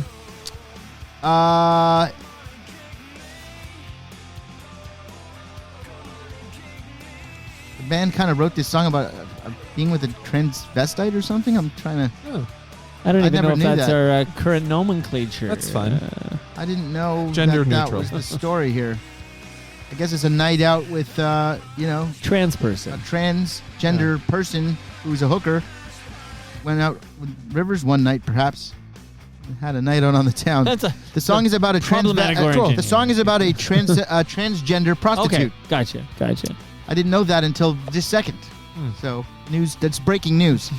Weezer. Weezer has sold 10.2 million albums in the United States. What's that, Mark? Oh no, I was gonna say, wasn't this song called like Half Pipe in the States because they actually did want to use the word hash pipe? That's right. Weezer has sold 10 million albums. No, that's fine. 10 million albums in the U.S., 35 million worldwide. Very successful band. I got to tell you, I was wrong. I always thought that Weezer was put together by Rick Ocasek. Did you? I always thought that. I feel like that was always a rumor. But, they were like a boy band of Rick Ocasek has taste. And apparently, depending on which origin story you believe, either they were put together by audition process or they were already a band, and then Rick Ocasek sort of took what he saw as raw talent and turned them into Weezer. So it's sort of a Vanilla Ice, sort of that there's various different origin stories for them. But I always remember being told that it was like an American Idol type of like, we're going to put this guy with this guy with this guy. I never heard that. But I will say the thing that's very odd about Weezer is that they seem to come out of nowhere. There wasn't really, they put out these 2 indie albums and then they signed to Geffen and did right away they were like massive. It seemed. I could be wrong. Maybe they were sort of Undone. The Blue album is one of the best 90s albums, period. Start to finish, 32 minutes. I'm with you, but there is a growing there's a growing contingent of people who prefer Pinkerton. Yeah. Like that's all the emo kids. Because that was the commercial flop, favorite. I guess. I like Pinkerton too. I want to talk I'm the one who's annoying, by the way. Yeah, what's Cambrio saying? It's not you guys. It's me that's annoying. Just so you know. It's not true. No, it is true. But I'll need the handle for blocking later because if you don't like you don't Stu have to block. Stone, That's fine. But why would you be on a Periscope for a Pandemic Friday? No, because if you don't like Stu I'll win Stone? them over eventually. I'll be less annoying next time. Now, I don't listen, like that because you don't. It's okay. optional I'm to just watch. gonna go home sad. It's fine. Now listen. It's optional to watch, everybody. Or listen. This is probably going to be super annoying for this viewer about what's about to happen. At least why did I pick Hash Pipe, Mike? I know why, because you've... Now, a question was raised earlier. Got a little something in his pocket. A question was raised earlier as to why was Toto never put into the Rock and Roll Hall of Fame? They should be in the Rock and Roll Hall of Fame. Here we go. They should be. Toto should be in the Rock and Roll Hall of Fame.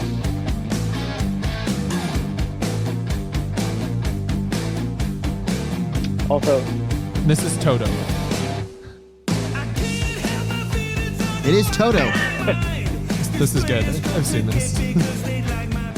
Also, for all the Weezer fans in the chat right now, I gotta say, y'all gotta listen to Everything Will Be Alright in the End. It's the best Weezer album since the Green album. By the way, I was told Liz says if I were on a panel with you and you kept talking over me, I'd punch you in the face.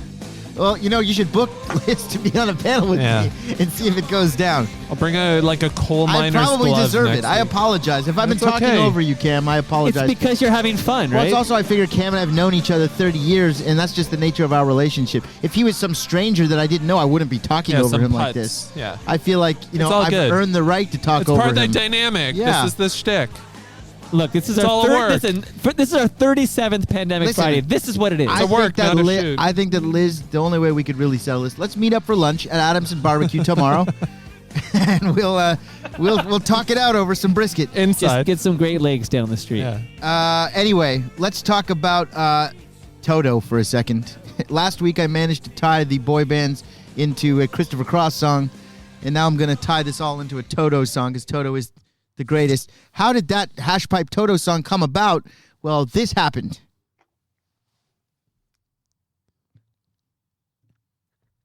It's coming, and it is Shomer Shabbos. Yes, that's correct. Dun-dun.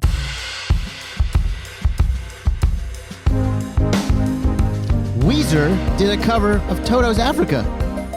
So Toto responded with a cover of Hashpipe, and that's how we get into this mess. Tit for tat. And Weird Al Yankovic in the music video. Stu, you picked Weezer's Hashpipe. Just so I could get to Toto. And I have a mind blow of my own. Okay. For your jam. Okay. Well, before you do that, Yeah, finish your Toto lovin'. let's here. talk about the relationship between Toto and Weezer is a lot like the relationship with Liz and myself, in which one party doesn't. Fractured. Acrimonious. It's fractured, but there is potential for it to be mended. Steve Lukather, who is the rock god, the guitar player for Good friend of Eddie Van Halen, yes, too. the guitar player, one of the influences of Eddie Van Halen. Much mentioned. Played on most mentioned. most mentioned 2020. musician in the history of Pandemic Friday, Steve he was. Lukather. Bonnie Tyler, number 2. So he heard this Weezer And cover. Rusty's number 3. Rusty's top 5. Apparently, Weezer did the cover of Africa that we're listening to right now. Didn't tell Toto they were doing it, but Lukather liked it. He said, I tried to reach out to Rivers, Lukather told Rolling Stone in an interview. He said, hey, man, isn't this funny? Whether you like us or not, it's working out good for both of us. Silence. The Ooh. cat refused to talk to me. I'm friends with the biggest rock and roll stars in the world, and this is the only cat that refuses to talk to me. I'm sorry, Rivers. You made a lot of fucking money off this song. You should be a little bit more thankful, he added. Oh, bitter. Some of Weezer were cool, but Rivers really hurt my feelings. Luthiker. Thin skin. Wow. Picaro, who's not obviously the drummer who's passed away, but one of the brothers who played on the keyboard of the Thriller, baseball player. on Thriller as well. He recalled the experience of being invited to join Weezer for a performance of Africa on TV, noting that he'd been present when Cuomo's manager told them that the cover was doing well on radio. When I saw Rivers wince, the keyboardist explained. He winced? They initially did it as a goof, but now they realize they'd actually have to play the song for a lot longer than they thought they would. To make some money. This whole business runs on hit records, and if you get one, you better be prepared to play it for the rest of your life. Sorry, Wow. So there you go. Who said that? That was the keyboard player for Toto. Said that when he was there when Rivers found out the song's a hit, and he said Rivers was upset that it was a hit. He because he winced. didn't want to play I the see. song. Okay, gotcha. So there you go. You don't have to play your hit. You I have love others. Weezer. I love Toto. And I think that, in the end, they'll probably be friends, much like Liz and I. I feel like Weezer and Toto played at the Coachella Festival. Like they did like a super jam on this song. I could have swore I saw that on YouTube.com. Okay. Well, there's Anyway. all my jams. Okay. Shout out to all the Fosses out there. And, Well, I love them. Okay, so Oh. here's what I'm doing, okay? So you kicked out Weezer's Hashpipe, okay? I'm kicking out the song I think ripped off Weezer's Hashpipe. Is this Evanescence? No. And then I'm going to get Mark's opinion on whether he thinks I'm right. For years, I've been holding this thought.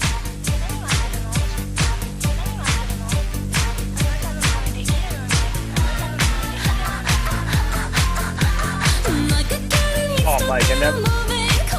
Oh, this sounds like Hashpipe. Oh wow. But it's not Hashpipe. No, and wait, it's more. Is this Hold on. Gwen Stefani? Wow. Did she get sued for this or anything? I'm the only one upset about it, apparently. Hey, it gets worse. Hold on.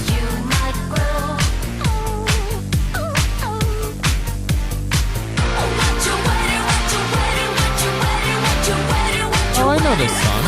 This is a hit. Yeah.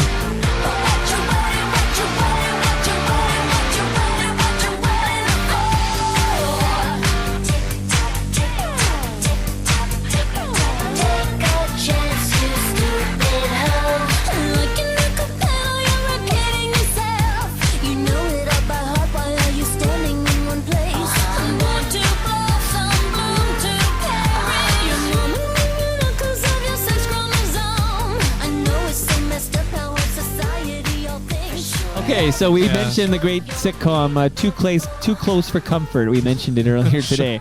One by one, we'll start with you, Cam. Yeah. What You Waiting For? Gwen Stefani hit Too Is Close this your for number Comfort. one song? No, this is not. This is nothing to do with Big Shiny Tunes. This is my mind blow because you kicked out Hash Pipe. Too Close or... I think I'm gonna say no. It pains me, but there's something there. Yeah. Are we sure Gwen Stefani's a good person? No. I feel like she's not. We mentioned Bush X. We don't know she's a good person. Who's she married to? Shout out to Paige Megan of the Megan Boys who's watching. Oh. The host of Live with Paige Megan. Oh, wow. Awesome. Nice to have you here. Yeah. Married to Blake Shelton. Blake Shelton. But left, of course, Bush X's Bush X. Gavin Rossdale, long time ago. Her brother did leave, no doubt, to animate for The Simpsons. Yeah. So, Stu, Too Close for Comfort before I go to Mark. Then we're going to get to my final jam. First of all, I know the song. The song does sound like the Weezer Hash Pipe, and there's probably like a claim that could be made there. Okay. Shout out to Paige, by the way. Again, he wanted to plug that his Paige Megan, Live with Paige Megan, is coming up soon with special guest Cam Gordon. Really? So that's that's breaking news. Talking Twitter safety. Yes. Could be great. So that's going to be good. Mark Teo, is this Too Close for Comfort? This song by Gwen Stefani and Hash Pipe. Definitely similarity to, honestly, I've never considered it. But you know what? I'm not a huge Hash Pipe man, so I kind of like this song more than Hash Pipe. How about the fact that this is the longest episode we've ever done? Yeah, we gotta get to and my Mark final has jam. been on the entire time. He is a trooper. And he was going to do 20 minutes, and he was going to go. the man. So, Actually, it's really Charlotte. He's added a layer. I think we're going to do a documentary series together. It's going to be worth his while. Yes, and it all started a tweet. We're going to make hundreds of dollars together. Okay. Tens of hundreds of dollars. We're going to make tens of dollars. Canadian showbiz. By the way, the person that doesn't like me loves you, Mike Coon, so...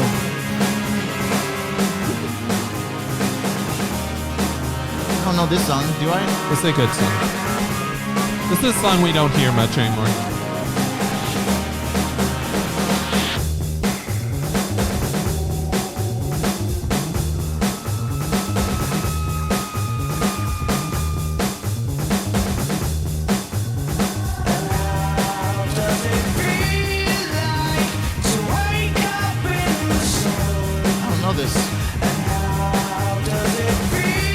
We're discovering some Stu blind spots. Yeah, quite a few.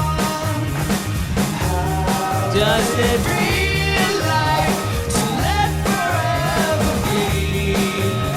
And how does it feel like to spend a little lifetime sitting in the gutter? Scream I don't know it. Never heard it in my life. I'm kicking out the Chemical Brothers. I know them. Let Forever Be, one of their many, many hits. I didn't know that they sang vocal. Well, do you know? Do you want to know? Yeah. Well, the fun fact, I thought it was an obvious thing, but maybe not. So I'm going to tell you right now. Maybe not them singing. It's like a guest. No, it's some. It's a guest. Fella. It's a girl. It's some guy. That's a girl? No, it's not a girl. Tweet us. That is Noel Gallagher. Yeah. And he's done a couple of, you can hear him on a couple of different. It's Setting Sun. That's the big one. That was a good track. Right. That was a big one. So let me bring it home. I have multiple windows open here. Has a real Tomorrow Never Knows vibe to it, this song, in my opinion. You fucking son of a bitch. I'm just. Wait, is this the same song? It started. Oh, okay. there you go. That's my mind blown. Oh, shit. Wait, what? They have two songs with him? Wait, Stu, do you know this song? No. What is this? I buried the lead, sorry. No, you did the opposite. You took that lead and you... Yeah. I'm confused at what's happening. All right, let me fill everybody in. It's not the same song? No. Okay. So the first song was a Big Shiny jam called Let Forever Be by the Chemical Brothers. And Cam and I, like many people, think it's just kind of borrowing or ripping off a classic Beatles jam called Tomorrow Never Knows. This is one of the trippier Beatles jams. This is the Beatles? This is the Beatles. Yeah. This doesn't sound like the Beatles. This sounds like a song from like the 90s or 2000s. Yeah. Ahead of its time. It's ahead of its time. In fact, this is the song that Mad Men, there's that famous episode of Mad Men where at the end, Don Draper listens to this song and they paid like millions and millions of dollars to like play the masters or whatever. Yeah. Michael Jackson was charging them all that money. I don't know who owned it at the And time. like sort of suggested this invented psychedelic rock. Is this like the White Album or where's this from? Or I think so. Revolver? Maybe Mark knows. You know what Beatles album is Tomorrow Never Knows from? He's Googling it. I know. He should be. I'm Someone Googling Google it right now. So yeah, because we're all a little young. But I Actually, will. I think it's Revolver. But it's one of the. I think it's the trippiest psychedelic, most psychedelic cool. Beatles song. Yeah, it's great. Anyway, Real Also, departure. You guys got it. Revolver. Revolver. Or when I was Googling it. So yeah. Mark, what do you think of the Chemical Brothers' "Let Forever Be"? Pretty lame first pick for everybody, including myself. All three of us sort of underwhelming. That's why Liz is upset, because I asked Mark a question and now he's about to answer, and you interrupted. Wait, who's Mark again? All right, go ahead, Mark. I'm the guy who's like silently listening into this conversation. Oh, the guy that was roommates with the salads. I thought it was Die Mannequin. It's like okay. What do you think, Mark, about Tomorrow the song Never? is not as good as the salad. By the way, I just said, what do you think about Tomorrow Never Knows? Everyone loves that. What do you think of Let Forever Be by the Chemical Brothers? You know what? It's a great song. And you know what? I know that right from the get-go, Big Shiny Tunes was talking about incorporating what was then electronica into compilation, and this is a fantastic bridge to it where, like there are recognizable vocals. It is a strong, really like rhythmic driving like electronic song. I really like it. It's funny to hear Mark talking about the Chemical Brothers as we listen to the Beatles, because you put his words. You're listening to it and you're like, oh yeah, he's right. It does have that great sound. You're like, oh yeah, this is a fucking 1960s Beatles song here. It applies to both songs, right? Like let's close with this, Mark. What is your single favorite Big Shiny jam of all 14 volumes? And was it played tonight? And was it played tonight? Right. Okay, I'm gonna say it's not played tonight, and my opinion always changes on it. But I think tonight the answer that I'm going to give is "Drinking in L.A." by Brand Van. Oh, you know what? I think I avoided it because I've kicked it out in the past. Yeah, because I love that song too. Like you talk about, because it's a stereo mic. It opens with like stereo mic. Right. Yeah. And I'm a mic. I always like the stereo mic reference. I like that jam. Ringy dingy dingy. You could have been roommates with. That's a Montreal band too. That's right. Yeah. Yeah. I will say this, especially going through all these songs, and a lot of great songs, but some are like very similar stylistically. But then every once in a while, especially late '90s, you hear Paranoid Android or Drinking in L.A. that really stood out and don't sound like anything of that era or anything again. Totally. There's my deep thought. I think some of the Stu Stone blind spots we discovered tonight are because he was busy drinking in L.A. during that period. Yet he knows all about Billy Talent, which I find interesting. Well, I only knew that because I came home to visit that summer. Okay. I don't do it. Why wasn't Lowest of the Low on a Big Shiny Tunes? It's not national enough. They make like a fake blog post, like Big Shiny, like kind of the fake. You got Ken Conchella. You got to do some Big Shiny completely tunes. ignored things so we can ignore it. I gotta get thicker skin, guys. Is it Liz? Because I know Liz. Because Liz just said is a big fan of interjection. Dude is a human callus. Okay, I might drive home in tears this evening. Like into a ditch.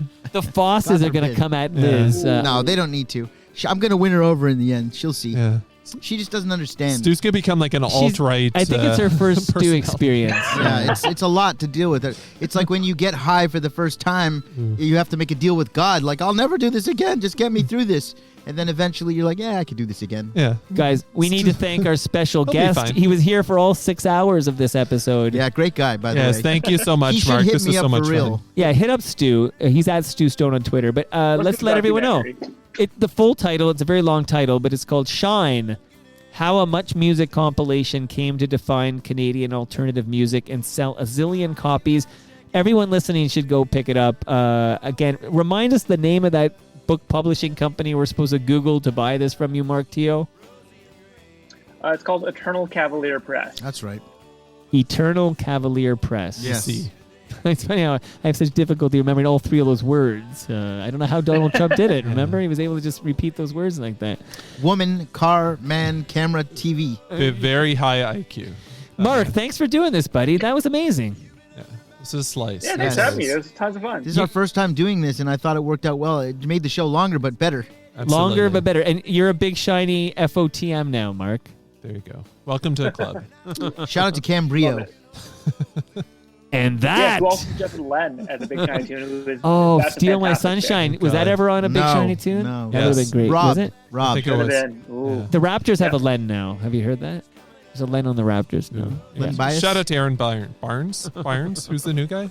Danny Barnes? Yeah. Shout him out. Danny Barnes. And that brings us to the end of our 759th Which should, show. if it counts as an episode number, shouldn't it be counted in the best of?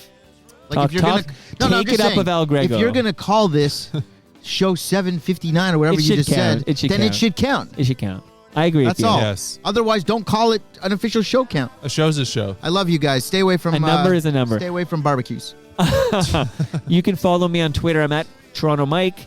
Mark is at not Mark Teo, right? So that's very confusing because people will see that and think that's not Mark Teo, but that is Mark Teo, right? It in fact is. Yeah. Wow. It's very confusing. Very confusing. Cam is at Cam_Gordon. Yeah. I was going to say I'm at Billy. At Stu Stone for Stu. Great Lakes Brewery or at Great Lakes Beer. Palma Pasta is at Palma Pasta. They're here tomorrow. Anthony at least will be here tomorrow. Tune in for that at 1 o'clock p.m. Sticker U is at Sticker U. CDN Technologies are at CDN Technologies. Joanne Gludish is at J Gludish. And Ridley Funeral Home is at Ridley FH. Everybody go to torontomiracle.org and register your intent to donate a non-perishable food item on December 5th and volunteer like Cam is doing. Yay, Cam! That's right. Me and the kitty and the great MF are going to be there. It's going to be we're going to give back. See you all next week. Well, I've kissed you in France and I've kissed you in Spain. And I've kissed you in places I better not name. And I've seen the sun go. This podcast has been produced by TMDS and accelerated by Roam Phone. Roam Phone brings you the most reliable virtual phone service to run your business and protect your home number from unwanted calls. Visit roamphone.ca to get started.